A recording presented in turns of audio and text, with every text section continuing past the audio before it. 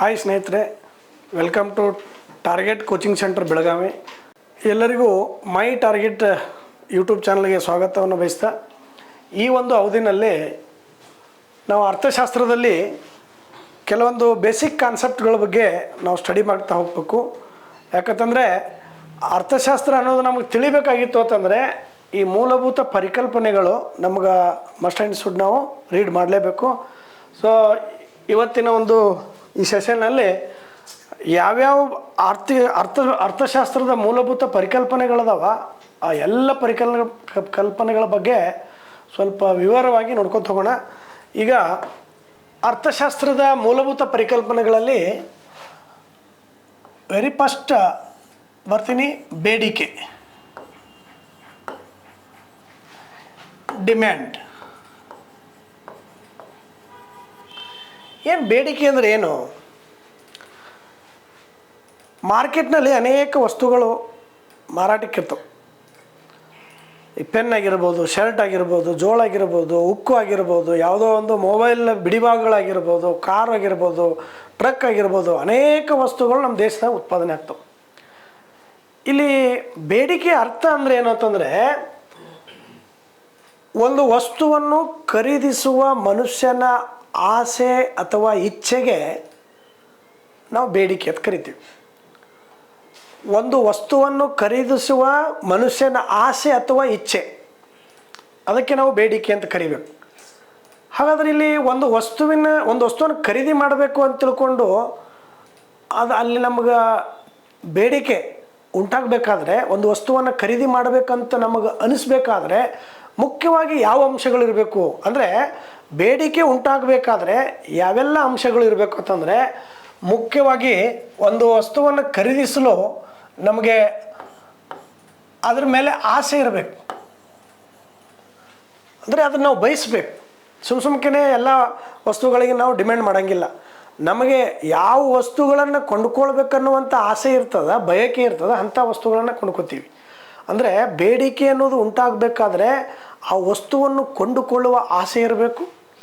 ಆಮೇಲೆ ಆ ವಸ್ತುವನ್ನು ಖರೀದಿಸುವ ಸಾಮರ್ಥ್ಯ ಇರಬೇಕು. ಸಾಮರ್ಥ್ಯ ಅಂತಂದರೆ ಇಲ್ಲಿ ಕುಸ್ತಿ ಹಿಡಿದಲ್ಲ, ಸಾಮರ್ಥ್ಯ ಅಂದರೆ ಇಲ್ಲಿ ಹಣ. ಅಂದರೆ ಆ ವಸ್ತುವನ್ನು ಖರೀದಿ ಮಾಡೋಕ್ಕೆ ನಾವು ಏನು ಕೊಡ್ತೀವಿ? ಮನಿ.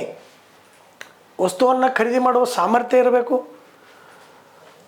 ಮತ್ತು ಇಷ್ಟೇ ಇದ್ದರೆ ಸಾಕಾಗಲ್ಲ, ಆ ವಸ್ತುವಿನಲ್ಲಿ ಆಕರ್ಷಣೆ ಅಂತಕ್ಕಂಥದ್ದು ಇರಬೇಕು. ನಾವು ಖರೀದಿ ಮಾಡ್ತಕ್ಕಂಥ ವಸ್ತುವಿನಲ್ಲಿ ಅಟ್ರ್ಯಾಕ್ಷನ್ ಇದ್ರೆ ಮಾತ್ರ ನಾವು ಕೊಂಡ್ಕೋತೀವಿ, ಮನಸ್ಸು ಮಾಡ್ತೀವಿ. ಇಲ್ಲಂತಂದರೆ ನಾವು ಮನಸ್ಸು ಮಾಡೋಂಗಿಲ್ಲ. ಆಕರ್ಷಣೆ ಇರಬೇಕು. ಎಲ್ಲಕ್ಕಿಂತ ಮುಖ್ಯವಾಗಿ ಆ ವಸ್ತು ಮಾರುಕಟ್ಟೆಯಲ್ಲಿ ಲಭ್ಯ ಇರಬೇಕು. ನಿನಗೆ ಆ ವಸ್ತು ಕೊಂಡ್ಕೋಬೇಕನ್ನುವಂಥ ಆಸೆ ಅದ, ನಿನ್ನಲ್ಲಿ ಹಣ ಅದ, ಅದ್ರ ಮೇಲೆ ನಿನಗೆ ಆಕರ್ಷಣೆನೂ ಐತಿ, ಮತ್ತು ಅದು ಮಾರ್ಕೆಟ್ನಾಗ ಇರಲಿಲ್ಲ ಅಂದರೆ ಹೆಂಗೆ? ಎಲ್ಲಕ್ಕಿಂತ ಮುಖ್ಯವಾಗಿ ಅದು ಮಾರುಕಟ್ಟೆಯಲ್ಲಿ ಲಭ್ಯ ಇರಬೇಕು. ಅಂದರೆ ಬೇಡಿಕೆ ಅನ್ನುವಂಥದ್ದು ಉಂಟಾಗಬೇಕಾದ್ರೆ ಈ 4 ಅಂಶಗಳು ಕಡ್ಡಾಯವಾಗಿ ಇರಲೇಬೇಕು. ಬೇಡಿಕೆ ಅಂದರೆ ಒಂದು ವಸ್ತುವನ್ನು ಖರೀದಿಸಲು ಇರುವ ಮನುಷ್ಯನ ಆಸೆ, ಬಯಕೆ, ಇಚ್ಛೆ. ಈಗ ಯಾರೋ ಒಬ್ಬರು ಮಾರ್ಕೆಟ್ನಾಗ ಹೋಗ್ಬೇಕಾದ್ರೆ ಜ್ಯೂಸ್ ಕುಡಿತಾ ಇದ್ದಾರಪ್ಪ. ಆ ಜ್ಯೂಸ್ ಕುಡಿಯೋದನ್ನು ನೋಡಿದ ತಕ್ಷಣ ನಮಗೆ ಬಯಕೆ ಆಗ್ತದೆ, ಆಸೆ ಆಗ್ತದೆ. ನಾನು ಜ್ಯೂಸ್ ಕುಡಿಬೇಕಂತ ಏನು ಅನ್ನಿಸ್ತದೆ ನೋಡು, ಅನಿಸೋದೇ ಬೇಡಿಕೆ. ಯಾರೋ ಹೊಸ ಬಟ್ಟೆ ಉಟ್ಕೊಂಡು ಬಂದರು, ಹಬ್ಬದ ದಿವಸ ಯಾರೋ ಹೊಸ ಬಟ್ಟೆ ಉಟ್ಕೊಂಡು ಬಂದರು. ಆ ಬಟ್ಟೆ ಅವ್ರ ಬಟ್ಟೆಯನ್ನು ನೋಡಿ ನಾನು ಇದೇ ಥರ ಬಟ್ಟೆ ಖರೀದಿಸ್ಬೇಕನ್ನುವಂಥ ಆಸೆ ಹುಟ್ಟಿತು ನೋಡು, ನನ್ನಲ್ಲಿ ಬಯಕೆ, ಇಚ್ಛೆ ಆಯ್ತು ನೋಡು, ಅದಕ್ಕೆ ನಾವು ಬೇಡಿಕೆ ಅಂತ ಕರಿಬೇಕು. ಹಾಗಾದ್ರೆ ಇಲ್ಲಿ ಬೇಡಿಕೆಯಲ್ಲಿ ಅನೇಕ ಪ್ರಕಾರದ ಬೇಡಿಕೆಗಳಿದಾವೆ. ಮುಖ್ಯವಾಗಿ ಬೇಡಿಕೆಯಲ್ಲಿ ನಾವು 3 ಪ್ರಕಾರದ ಬೇಡಿಕೆಯನ್ನು ನೋಡ್ತೀವಿ.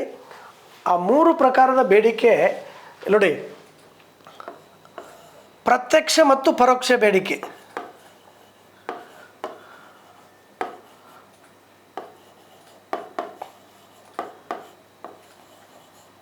ಪ್ರತ್ಯಕ್ಷ ಮತ್ತು ಪರೋಕ್ಷ ಬೇಡಿಕೆ,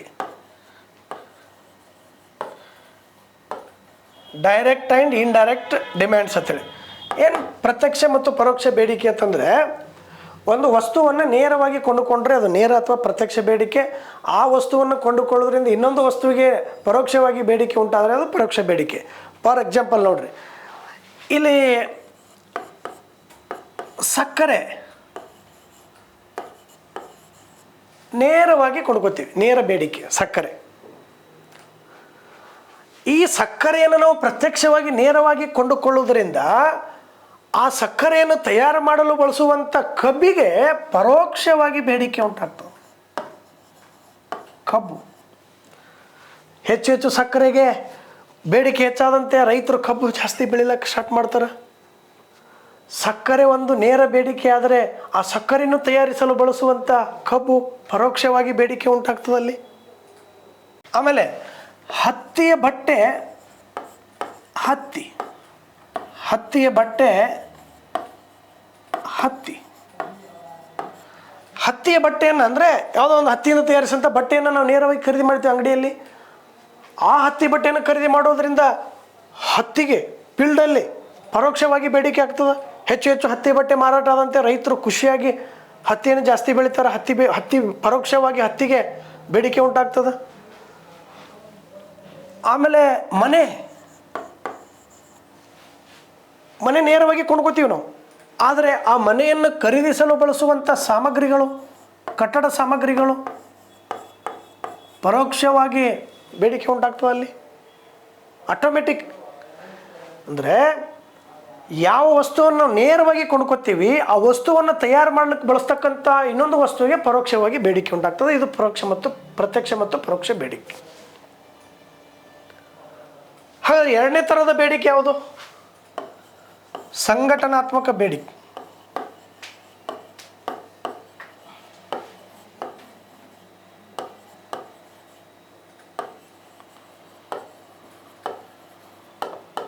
ಸಂಘಟನಾತ್ಮಕ ಬೇಡಿಕೆ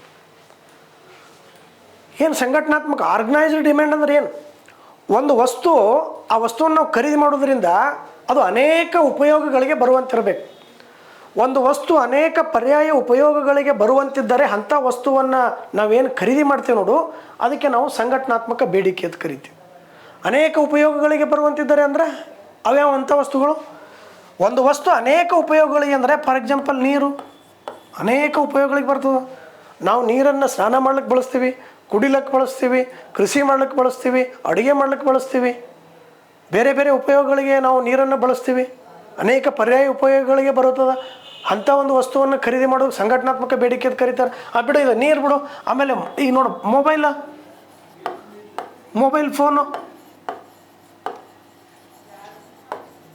ಫೋನ್ ನೋಡ್ರಿ. ಹಾಯ್ ಹಲೋ ಅಂತೇಳಿ ಮೆಸೇಜ್ ಮಾಡ್ಲಿಕ್ಕೆ ನಾವು ಮೊಬೈಲ್ ಫೋನ್ ಬಳಸ್ತೀವಿ, ಆಡಿಯೋ ಕೇಳಕ್ಕೆ ಮೊಬೈಲ್ ಫೋನ್ ಬಳಸ್ತೀವಿ, ವಿಡಿಯೋ ನೋಡ್ಲಿಕ್ಕೆ ಬಳಸ್ತೀವಿ. ಅಂದರೆ ಒಂದು ವಸ್ತು ಅನೇಕ ಉಪಯೋಗಗಳಿಗೆ ಬರ್ತದೆ. ಅಂಥ ವಸ್ತುವನ್ನು ಖರೀದಿ ಮಾಡಿದ್ರೆ ಇರುವಂಥ ಆ ವಸ್ತುಗೆ ಇರತಕ್ಕಂಥ ಬೇಡಿಕೆಗೆ ನಾವು ಸಂಘಟನಾತ್ಮಕ ಬೇಡಿಕೆ ಅಂತ ಕರಿತೀವಿ. ಆಮೇಲೆ ಉಕ್ಕು ನಾವು ಯಂತ್ರೋಪಕರಣಗಳನ್ನು, ವಾಹನಗಳನ್ನು ತಯಾರು ಮಾಡ್ಲಿಕ್ಕೆ ಉಕ್ಕು ಬಳಸ್ತೀವಿ, ಬ್ರಿಡ್ಜ್ ಮಾಡ್ಲಿಕ್ಕೆ ಉಕ್ಕು ಬಳಸ್ತೀವಿ, ಬಿಲ್ಡಿಂಗ್ ಕಟ್ಲಿಕ್ಕೆ ಉಕ್ಕು ಬಳಸ್ತೀವಿ. ಈ ರೀತಿ ಒಂದು ವಸ್ತು ಅನೇಕ ಬೇರೆ ಬೇರೆ ಉಪಯೋಗಗಳಿಗೆ ಬರುವಂತಿದ್ದರೆ ಅಂಥ ವಸ್ತುವಿಗೆ ಇರ್ತಕ್ಕಂಥ ಬೇಡಿಕೆಗೆ ಸಂಘಟನಾತ್ಮಕ ಬೇಡಿಕೆ ಅಂತ ಕರಿತೀವಿ. ಇನ್ನು ಮೂರನೇ ಬೇಡಿಕೆ ಯಾವುದಂತಂದರೆ ಸಂಯುಕ್ತ ಬೇಡಿಕೆ.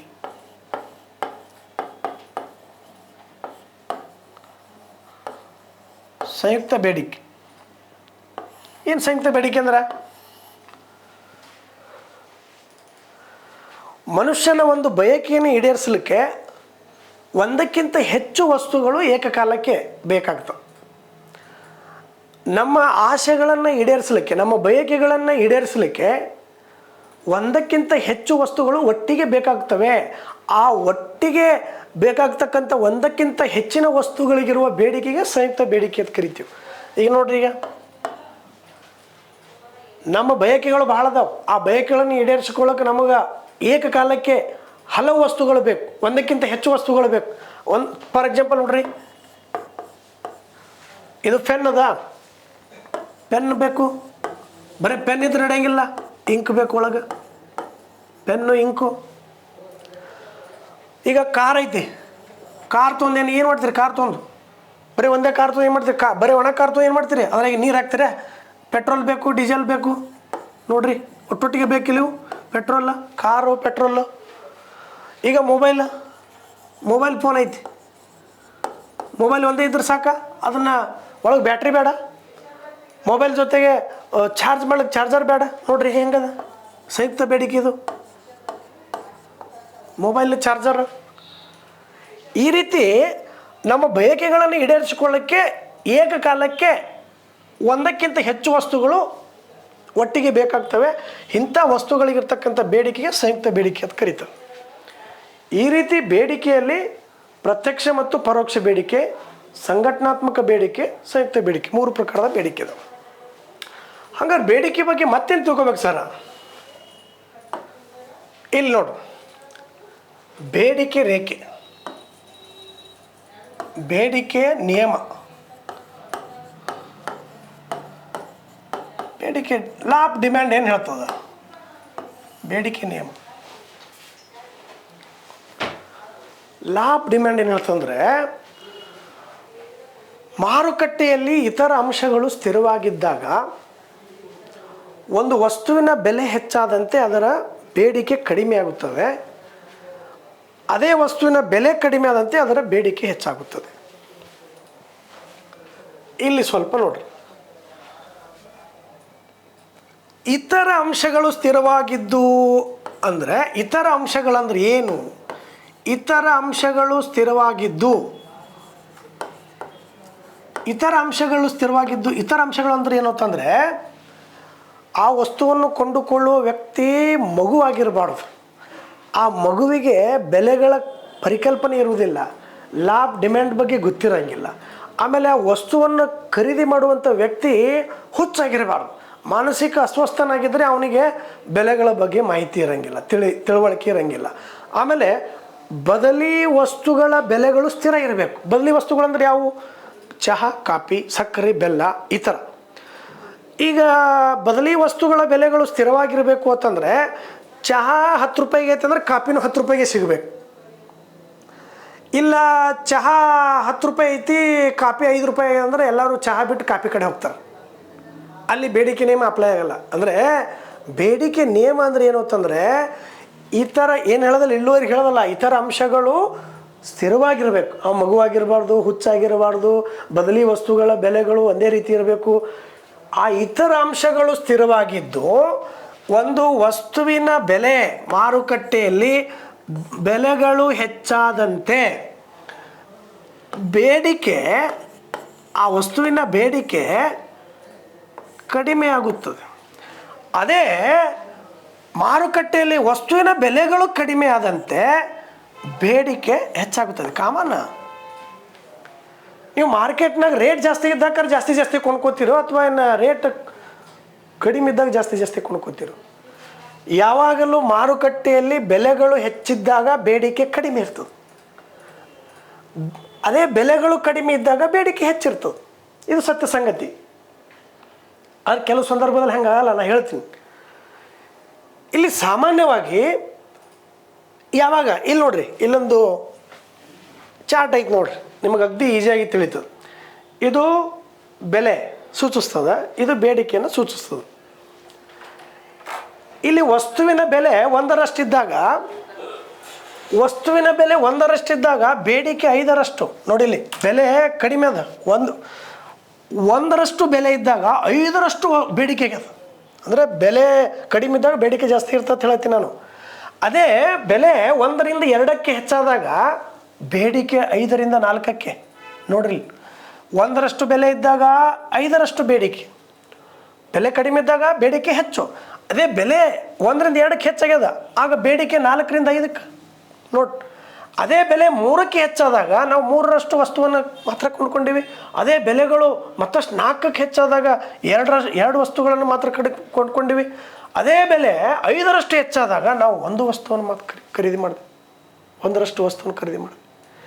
ಹೆಂಗೆ ಬೆಲೆಗಳು ಹೆಚ್ಚಾಗ್ತಾ ಹೋಗ್ತಾವ ಹಂಗೆ ಬೇಡಿಕೆ ಕಡಿಮೆ ಆಕೋತ ಬರ್ತದೆ. ಹೆಂಗೆ ನೋಡ್ರಿ, ಈಗ 5ರಷ್ಟು ಬೆಲೆ ಅದ, 1ರಷ್ಟು ವಸ್ತುವನ್ನು ಕೊಂಡ್ಕೊಂಡಿವಿ. ಅದೇ ಬೆಲೆ 4ರಷ್ಟು ಹೇಳಿದಾಗ ಕೊಂಡುಕೊಳ್ಳುವ ಬೇಡಿಕೆ ಪ್ರಮಾಣ ನೋಡ್ರಿ, 2ಕ್ಕೆ ಹೆಚ್ಚಾಯಿತು, 2ರಷ್ಟು ಹೆಚ್ಚಾಯಿತು. ಅದೇ ಬೆಲೆ 3ಕ್ಕೆ ಇಳಿದಾಗ 3ರಷ್ಟು ವಸ್ತು ಕೊಂಡುಕೊಂಡೆವು, 2ಕ್ಕೆ ಇಳಿದಾಗ 4ರಷ್ಟು ವಸ್ತು, 1ಕ್ಕೆ ಇಳಿದಾಗ 5ರಷ್ಟು ವಸ್ತು. ಹೆಂಗೆ ಬೆಲೆಗಳು ಕಡಿಮೆ ಆಗ್ತಾವ ಬೇಡಿಕೆ ಹೆಚ್ಚಾಗ್ತಾ ಹೋಗ್ತದೆ. ಹೆಂಗೆ ಬೆಲೆಗಳು ಹೆಚ್ಚಾಗ್ತಾವ ಬೇಡಿಕೆ ಕಡಿಮೆ ಆಕೋತ ಬರ್ತದೆ. ಅದಕ್ಕೆ ಹೇಳ್ತಾರೆ ಬೆಲೆ ಮತ್ತು ಬೇಡಿಕೆಗಳು ಪರಸ್ಪರ ವಿರುದ್ಧ ಸಂಬಂಧವನ್ನು ಹೊಂದಿವೆ. ಇದು ಕ್ವಶನ್, ಇದು ಎಕ್ಸಾಮ್ದಾಗ FDA ಕ್ವಶನ್ನು ನೋಡಲ್ಲಿ. ಪರಸ್ಪರ ವಿರುದ್ಧ ಸಂಬಂಧ ನೋಡು. ಬೆಲೆ ಹೆಚ್ಚಾದಾಗ ಬೇಡಿಕೆ ಕಡಿಮೆ ಆಗ್ಯದ, ಬೆಲೆ ಕಡಿಮೆ ಆದಾಗ ಬೇಡಿಕೆ ಹೆಚ್ಚಿದೆ. ವಿರುದ್ಧ ಸಂಬಂಧ, ವಿಲೋಮ ಸಂಬಂಧ ತಲೆಗಿಟ್ಕೋರಿ. ಇದು ಏನೈತಲ್ಲ, ಇದು ಡಿಮ್ಯಾಂಡ್ ಲೈನ್. ಈ ಒಂದು ಬೇಡಿಕೆ ರೇಖೆ ಎಡದಿಂದ ಬಲಕ್ಕೆ ಕೆಳಮುಖವಾಗಿ ಚಲಿಸುತ್ತದೆ. ಎಡದಿಂದ ಬಲಕ್ಕೆ ಕೆಳಮುಖವಾಗಿ ಚಲಿಸುತ್ತದೆ ಬೇಡಿಕೆ ರೇಖೆ. ಭಾಳ ಇಂಪಾರ್ಟೆಂಟ್ ಇದು. ಬೇಡಿಕೆ ಅಂದರೆ ಬೆಲೆಗಳು ಹೆಂಗೆ ಕಡಿಮೆ ಆಗ್ತಾವೆ, ಬೇಡಿಕೆ ಹೆಚ್ಚಾಗ್ತಾ ಹೋಗ್ತದೆ. ಹಾಗಾಗಿ ಬೇಡಿಕೆ ರೇಖೆ ಬೆಲೆಗಳು ಇಳಿದಂತೆ ಬೇಡಿಕೆ ಏನು ಹೆಚ್ಚಾಗ್ತದಲ್ಲ, ಹಾಗಾಗಿ ಬೇಡಿಕೆ ರೇಖೆ ಎಡದಿಂದ ಬಲಕ್ಕೆ ಕೆಳಮುಖವಾಗಿ ಚಲಿಸುತ್ತದೆ. ಕ್ವಶನ್ ಕೇಳಿ, ಇದು ಬೇಡಿಕೆ ರೇಖೆ. ಈಗ ನಿಮ್ಗೆ ಬೇಡಿಕೆ ನಿಯಮದ ಬಗ್ಗೆ ಗೊತ್ತಾಯಿತು ಅಂದ್ಕೊಂಡೀನಿ. ನೋಡ್ರಿ, ಬೇಡಿಕೆ ನಿಯಮ ಅಂದ್ರೆ ಏನೂ ಅಲ್ಲ, ಮಾರುಕಟ್ಟೆಯಲ್ಲಿ ಇತರ ಅಂಶಗಳು ಸ್ಥಿರವಾಗಿದ್ದು, ನಾ ಹೇಳಿದೆ ಇತರ ಅಂಶಗಳು ಯಾವ ತಿಳಕೆ, ಆ ಇತರ ಅಂಶಗಳು ಸ್ಥಿರವಾಗಿದ್ದು ವಸ್ತುವಿನ ಬೆಲೆಗಳು ಹೆಚ್ಚಾದಂತೆ ಬೇಡಿಕೆ ಕಡಿಮೆ ಆಗ್ತದೆ, ವಸ್ತುವಿನ ಬೆಲೆಗಳು ಕಡಿಮೆ ಆದಂತೆ ಬೇಡಿಕೆ ಹೆಚ್ಚಾಗುತ್ತದೆ. ಇದು ಬೇಡಿಕೆ ನಿಯಮ ಹೇಳ್ತದೆ. ಅದು ಯಾವ ರೀತಿ ಅನ್ನೋದು ಈ ರೀತಿ. ಇನ್ನು ಬೇಡಿಕೆ ನಿಯಮ ಎಲ್ಲ ಸಂದರ್ಭದಲ್ಲೂ ಅಪ್ಲೈ ಆಗಲ್ಲ. ಅದಕ್ಕೆ ಒಬ್ರು ಹೇಳಿದ್ರು ಬೇಡಿಕೆ ವಿರೋಧಾಭಾಸ ನಿಯಮ ತಿಳಕೆ.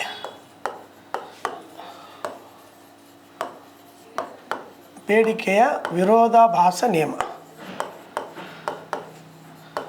ಭಾಳ ಇಂಪಾರ್ಟೆಂಟ್ ಇದು.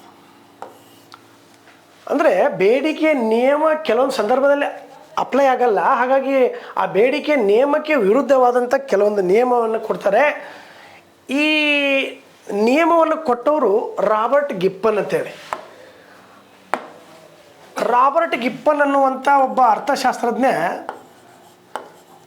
ಈ ಒಂದು ಬೇಡಿಕೆ ನಿಯಮಕ್ಕೆ ವಿರುದ್ಧವಾದಂಥ ಒಂದು ನಿಯಮವನ್ನು ಕೊಡ್ತಾನೆ, ರಾಬರ್ಟ್ ಗಿಪ್ಪನ್ ಅಂತೇಳಿ. ಇವು ಏನು ಹೇಳ್ತಾನೆ ಗೊತ್ತನ್ರಿ, ಎಲ್ಲ ಸಂದರ್ಭದಲ್ಲಿಯೂ ಬೇಡಿಕೆ ಹೆಚ್ಚಾಗಲ್ಲ, ಬೇಡಿಕೆ ನಿಯಮ ಅಪ್ಲೈ ಆಗಲ್ಲ. ಅಂದರೆ ಜೀವನಾವಶ್ಯಕ ವಸ್ತುಗಳ ಬೆಲೆಗಳು, ಈಗ ಫಾರ್ ಎಕ್ಸಾಂಪಲ್ ಜೀವನಾವಶ್ಯಕ ವಸ್ತುಗಳು ಅಂದರೆ ಯಾವ್ರಿ, ಗೋಧಿ ಆಗಿರ್ಬೋದು, ಜೋಳ, ರಾಗಿ, ಭತ್ತ, ಇವೆಲ್ಲ ನಾವು ದಿನನಿತ್ಯ ಬಳಸ್ತಕ್ಕಂಥ ಜೀವನಾವಶ್ಯಕ ವಸ್ತುಗಳು. ಇವುಗಳ ಬೆಲೆಗಳು ಎಷ್ಟೇ ಹೆಚ್ಚಳ ಆದರೂ ಸಹಿತ, ನಾ ಹೇಳಕತ್ತೀನಿ ಬೆಲೆ ಹೆಚ್ಚಾದರೆ ಬೇಡಿಕೆ ಕಡಿಮೆ ಆಗ್ತದೆ ಅಂತ ಹೇಳಿ ನಾನು. ಆದರೆ ಇವ್ರು ಹೇಳ್ತಾರೆ, ರಾಬರ್ಟ್ ಗಿಪ್ಪನ್ ಅವರು, ಮನುಷ್ಯ ಬಳಸುವಂಥ ಜೀವನಾವಶ್ಯಕ ವಸ್ತುಗಳ ಬೆಲೆಗಳು, ಇವುಗಳ ರೇಟ್ ಎಷ್ಟೇ ಹೆಚ್ಚಳವಾದರೂ ಸಹಿತ ಬೆಲೆಗಳು ಹೆಚ್ಚಾಗಿ ಹೋಗ್ತಿಲ್ಲ, ಅಲ್ಲಿ ಬೇಡಿಕೆ ಕಡಿಮೆ ಆಗಲ್ಲ, ಕೊಂಡ್ಕೊಳ್ಳೋರ ಸಂಖ್ಯೆ ಕಡಿಮೆ ಆಗಲ್ಲ. ಯಾಕೆ ಕಡಿಮೆ ಆಗಲ್ಲ ಬೇಡಿಕೆ ಅಂತಂದರೆ, ಇವು ಇಲ್ಲಾರ್ದೆ ನಮ್ಮ ಜೀವನ ನಡೆಯೋಂಗಿಲ್ಲ. ಹಾಗಾಗಿ ಈ ಜೀವನಾವಶ್ಯಕ ವಸ್ತುಗಳ ಬೆಲೆಗಳು ಎಷ್ಟೇ ಹೆಚ್ಚಾದರೂ ಸಹಿತ ನಾವು ಅವುಗಳನ್ನು ಅನಿವಾರ್ಯವಾಗಿ ಕೊಂಡುಕೊಳ್ಳಲೇಬೇಕು. ರಾಬರ್ಟ್ ಗಿಪ್ಪನ್ ಹೇಳ್ತಾನೆ ಬೇಡಿಕೆ ವಿರೋಧಾಭಾಸ ನಿಯಮ ನಾವು ಅನಿವಾರ್ಯವಾಗಿ ಕೊಂಡುಕೊಳ್ಳಲೇಬೇಕು. ಯಾಕಂದರೆ ಇವು ಇರ್ಲಾರೆ ನಮ್ಮ ಜೀವನ ಇಲ್ಲ. ಹಾಗಾಗಿ ಇಲ್ಲಿ ಏನು ಹೇಳಿತ್ತು, ಬೇಡಿಕೆ ನಿಯಮ ಏನು ಹೇಳಿತ್ತು, ಬೆಲೆ ಹೆಚ್ಚಾದಾಗ ಬೇಡಿಕೆ ಕಡಿಮೆ ಆಗ್ಬೇಕಂತ ಹೇಳಿತ್ತು. ಆದರೆ ಇಲ್ಲಿ ಬೆಲೆಗಳು ಹೆಚ್ಚಿದ್ರೂ ಸಹಿತ ನೋಡ್ರಿ, ನೀವು 10 ರೂಪಾಯಿ ಸೊಲಿಗಿದ್ದಕ್ಕರು ಜೋಳ ಗೋಧಿ ಕೊಂಡ್ಕೊಂಡೀವಿ, ಈಗ 60 ರೂಪಾಯಿ ಸೊಲಿಗೆ ಆಗ್ಯಾವ. ಈಗೇನು ಕೊಂಡ್ಕೊಳ್ಳೋದು ಬಿಟ್ಟಿವಿ, ಊಟ ಮಾಡೋದು ಬಿಟ್ಟಿವಿ, ಕೊಂಡ್ಕೋತೀವಿ. ಬೆಲೆ ಹೆಚ್ಚದವು ಆದರೂ ಕೊಂಡ್ಕೋತೀವಿಲ್ಲ, ಆದರೂ ಬೇಡಿಕೆ ಐತಿಲ್ಲ. ಹಾಗಾಗಿ ಕೆಲವು ಸಂದರ್ಭಗಳಲ್ಲಿ ಬೇಡಿಕೆ ನಿಯಮ ಅಪ್ಲೈ ಆಗಲ್ಲ ಅಂತೇಳಿ ರಾಬರ್ಟ್ ಗಿಪ್ಪನ್ರವ್ರು ಹೇಳೋದು. ಇನ್ನೊಬ್ರು ಹೇಳಿದ್ರು, ಅವ್ರ ಹೆಸರು ವೆಬ್ಲನ್ ಅಂತೇಳಿ. ಅವ್ರು ಏನು ಹೇಳಿದ್ರು ಅಂತಂದ್ರೆ, ಅವ್ರು ತಮ್ಮದೇ ಆದಂಥ ಒಂದು ವ್ಯಾಖ್ಯಾನವನ್ನು ಕೊಡ್ತಾರೆ. ವೆಬ್ಲನ್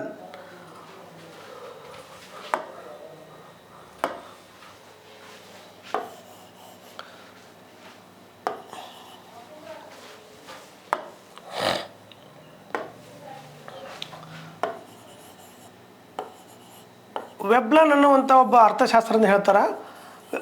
ಅವರು ಬೇಡಿಕೆ ನಿಯಮ ಸಹಿತ ಇವ್ರ ಪ್ರಕಾರನೂ ಕೆಲವೊಂದು ಸಂದರ್ಭಗಳಲ್ಲಿ ಅಪ್ಲೈ ಆಗಲ್ಲ ಅಂತ ತಿಳ್ಕೊಂಡು ಅವ್ರದ್ದು ಒಂದು ಕಾನ್ಸೆಪ್ಟ್ ಹೇಳ್ತಾರೆ, ವೆಬ್ಲನ್ ಪರಿಣಾಮ.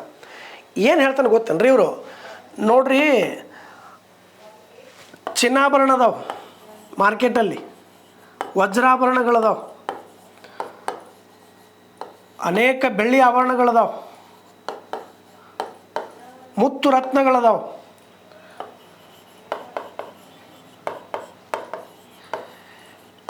ಈ ವಜ್ರಾಭರಣ, ಚಿನ್ನಾಭರಣ, ಇಂಥ ಮುತ್ತು ರತ್ನಗಳ ಬೆಲೆಗಳು ಎಷ್ಟೇ ಹೆಚ್ಚಳವಾದರೂ ಸಹಿತ ಅಲ್ಲಿ ಬೇಡಿಕೆ ಕಡಿಮೆ ಆಗಲ್ಲ. ಯಾಕಂತಂದರೆ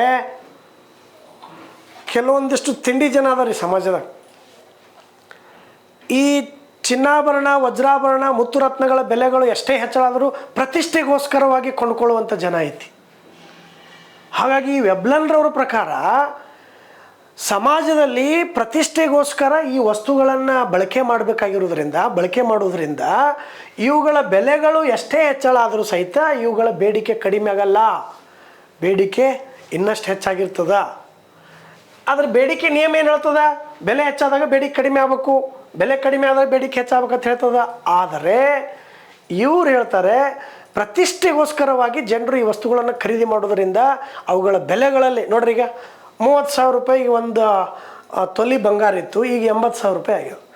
30,000 ಇದ್ದಾಗೂ ಚಿನ್ನಾಭರಣ ತೊಗೋತಿದ್ರು, ಮದುವೆ ಎಲ್ಲ ಕಾರ್ಯಕ್ರಮ ಮಾಡ್ತಿದ್ರು. ಇವಾಗಲೂ ತೊಗೋತಾರೆ, ಮದುವೆ ಮಾಡ್ತಾರೆ. ಹೌದಾ?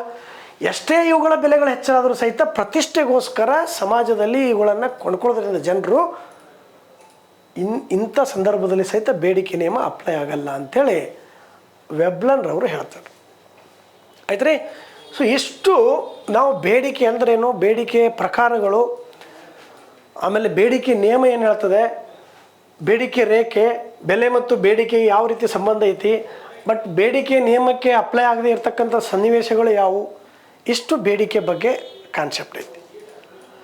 ಆಮೇಲೆ ಲಾಸ್ಟ್ ಇನ್ನೊಂದು ಸ್ವಲ್ಪ ಈ ಬೇಡಿಕೆ ಬಗ್ಗೆ ಅಂದರೆ, ಒಬ್ಬರು ಆಲ್ಫ್ರೆಡ್ ಮಾರ್ಷಲ್ ಅಂತೇಳಿ ಒಬ್ಬರು ಅರ್ಥಶಾಸ್ತ್ರಜ್ಞರು, ಅವರು ಬೇಡಿಕೆ ಸ್ಥಿತಿಸ್ಥಾಪಕ ಅನ್ನುವಂಥ ಒಂದು ಕಾನ್ಸೆಪ್ಟನ್ನು ಕೊಡ್ತಾರೆ. ಬೇಡಿಕೆಯ ಸ್ಥಿತಿಸ್ಥಾಪಕತ್ವ.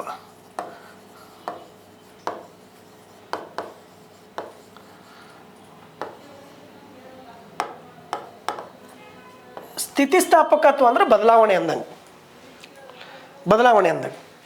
ಅಂದರೆ ಬೇಡಿಕೆ ಬದಲಾವಣೆ ಅಂದಂಗೆ. ಯಾವಾಗ ಬೇಡಿಕೆಯಲ್ಲಿ ಬದಲಾವಣೆ ಆಗ್ತದಂತಂದರೆ, ಬೆಲೆಗಳಲ್ಲಿ ಬದಲಾವಣೆ ಆದಂತೆ ಬೇಡಿಕೆಯಲ್ಲಿ ಬದಲಾವಣೆ ಆಗ್ತದೆ. ನೋಡ್ರಿ, ಇಲ್ಲಿ ಬೆಲೆಯಲ್ಲಿ ಬದಲಾವಣೆ ಆಗ್ಯದ, ಬೇಡಿಕೆಯಲ್ಲಿ ಬದಲಾವಣೆ ಆಗ್ಯದ. ಬೆಲೆ ಹೆಚ್ಚದ, ಬೇಡಿಕೆ ಕಡಿಮೆ.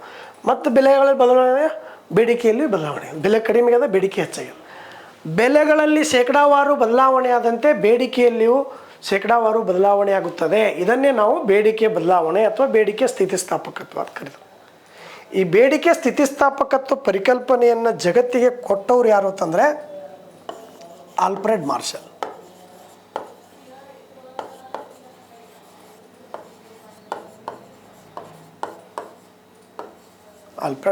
ಸೊ ಎಷ್ಟು ಬೇಡಿಕೆ ಅನ್ನುವಂಥ ಒಂದು ಕಾನ್ಸೆಪ್ಟ್ ಬಗ್ಗೆ ಆಯಿತು. ಸೊ ನೆಕ್ಸ್ಟ್ ಹೋಗೋಣ. ಮೂಲಭೂತ ಪರಿಕಲ್ಪನೆಗಳಲ್ಲಿ ನೆಕ್ಸ್ಟ್ ಒನ್ ಸಪ್ಲೈ, ಪೂರೈಕೆ.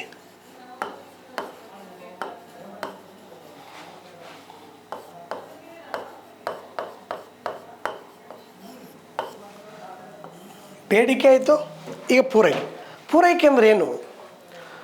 ಉತ್ಪಾದನಾ ಸ್ಥಳದಿಂದ ವಸ್ತುಗಳನ್ನು ಉತ್ಪಾದನಾ ಸ್ಥಳದಿಂದ ಮಾರುಕಟ್ಟೆಗೆ ಸಾಗಿಸುವುದಕ್ಕೆ ಪೂರೈಕೆ ಅಂತ ಕರೀತಾರೆ. ಅದ್ರಾಗೇನು ಎರಡು ಇದಿಲ್ಲ. ಬಟ್ ಇಲ್ಲಿ ಪೂರೈಕೆಯಲ್ಲೂ ಸಹಿತ ಎರಡು ಪ್ರಕಾರದ ಪೂರೈಕೆ ಅದು. ಏನು? ಪೂರೈಕೆಯಲ್ಲಿ ಸಂಯುಕ್ತ ಪೂರೈಕೆ ಅಂತ ಅದು. ಸಂಯುಕ್ತ ಪೂರೈಕೆ, ಕ್ಯುಮ್ಯುಲೇಟಿವ್ ಸಪ್ಲೈ.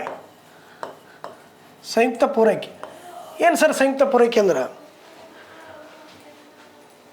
ಒಂದು ವಸ್ತುವಿನ ಉತ್ಪಾದನೆಯೊಂದಿಗೆ ಅದರದೇ ಆದ ಇನ್ನೊಂದು ವಸ್ತು ಉತ್ಪಾದನೆಯಾಗಿ ಆ ಎರಡೂ ವಸ್ತುಗಳು ಮಾರುಕಟ್ಟೆಗೆ ಸಾಗಿಸಲ್ಪಟ್ಟರೆ ಅದನ್ನೇ ನಾವು ಸಂಯುಕ್ತ ಪೂರೈಕೆ ಅಂತ ಕರಿತೀವಿ. ನೋಡಿ, ಒಂದು ವಸ್ತುವಿನ ಉತ್ಪಾದನೆಯೊಂದಿಗೆ, ಈಗ ಫಾರ್ ಎಕ್ಸಾಂಪಲ್ಪ ಒಂದು ವಸ್ತುವಿನ ಉತ್ಪಾದನೆಯೊಂದಿಗೆ ಅಂದರೆ ಹತ್ತಿ ಒಂದು ವಸ್ತುವಿನ ಉತ್ಪಾದನೆಯೊಂದಿಗೆ ಇದರದೇ ಆದ ಇನ್ನೊಂದು ವಸ್ತು, ಹತ್ತಿಯಿಂದ ಬಟ್ಟೆ. ಹತ್ತಿ ಹೊಲದಿಂದ ಉತ್ಪಾದನೆಯಾಗಿ ಮಾರ್ಕೆಟ್ಗೆ ಹೋಗ್ತದ, ಆ ಹತ್ತಿಯಿಂದ ಬಟ್ಟೆ ತಯಾರಾಗಿ ಅದು ಸಹಿತ ಮಾರಾಟಕ್ಕೆ ಹೋಗ್ತದೆ. ಒಂದು ವಸ್ತುವಿನ ಉತ್ಪಾದನೆಯೊಂದಿಗೆ ಇದರದೇ ಆದ ಇನ್ನೊಂದು ವಸ್ತು ಉತ್ಪಾದನೆಯಾಗಿ ಎರಡೂ ವಸ್ತುಗಳು ಮಾರುಕಟ್ಟೆಗೆ ಪೂರೈಕೆ ಆದರೆ ಸಂಯುಕ್ತ ಪೂರೈಕೆ, ಒಟ್ಟಿಗೆ ಪೂರೈಕೆ ಆಗ್ತದೆ. ಆಮೇಲೆ ಚರ್ಮ ಮತ್ತು ಮಾಂಸ, ಮಾಂಸ ಮತ್ತು ಚರ್ಮ. ಮಾಂಸ ದನ ಕಡಿತಾರೆ, ಮಾಂಸ ಉತ್ಪಾದನೆ ಆಗ್ತದೆ. ಆ ಮಾಂಸ ಅಷ್ಟೇ ಮಾರಾಟ ಆಗಲ್ಲ, ಚರ್ಮ ಇರ್ತದಲ್ಲ ಆ ಪ್ರಾಣಿದು, ಅದು ಸಹಿತ ಮಾರ್ಕೆಟಿಗೆ ಹೋಗ್ತದೆ. ಒಂದು ವಸ್ತುವಿನ ಉತ್ಪಾದನೆಯೊಂದಿಗೆ ಇನ್ನೊಂದು ವಸ್ತು, ಅದರದೇ ಆದ ಇನ್ನೊಂದು ವಸ್ತು ಉತ್ಪಾದನೆ ಆಗಿದೆ. ಚರ್ಮ ಮತ್ತು ಮಾಂಸ. ಕಬ್ಬು, ಬೆಲ್ಲ ಅಥವಾ ಸಕ್ಕರೆ ನೋಡ್ರಿ, ಸಂಯುಕ್ತ ಪೂರೈಕೆ ಅಂತ ಕರಿತೇವೆ ನಾವು. ಒಂದು ವಸ್ತುವಿನ ಉತ್ಪಾದನೆಯೊಂದಿಗೆ ಇದರದೇ ಆದ ಇನ್ನೊಂದು ವಸ್ತುಗಳ ಉತ್ಪಾದನೆಗೆ ಎರಡೂ ವಸ್ತು ಮಾರ್ಕೆಟಿಗೆ ಪೂರೈಕೆ ಆದರೆ ಅದಕ್ಕೆ ಸಂಯುಕ್ತ ಪೂರೈಕೆ ಅಂತ ಕರೀತಾರೆ ಕಾಮನ್ ಆಗಿ, ಈಸಿಯಾಗಿ. ಆಮೇಲೆ ಎರಡನೇ ಪೂರೈಕೆ ಯಾವುದು ಅಂತಂದರೆ ಸಮ್ಮಿಶ್ರ ಪೂರೈಕೆ.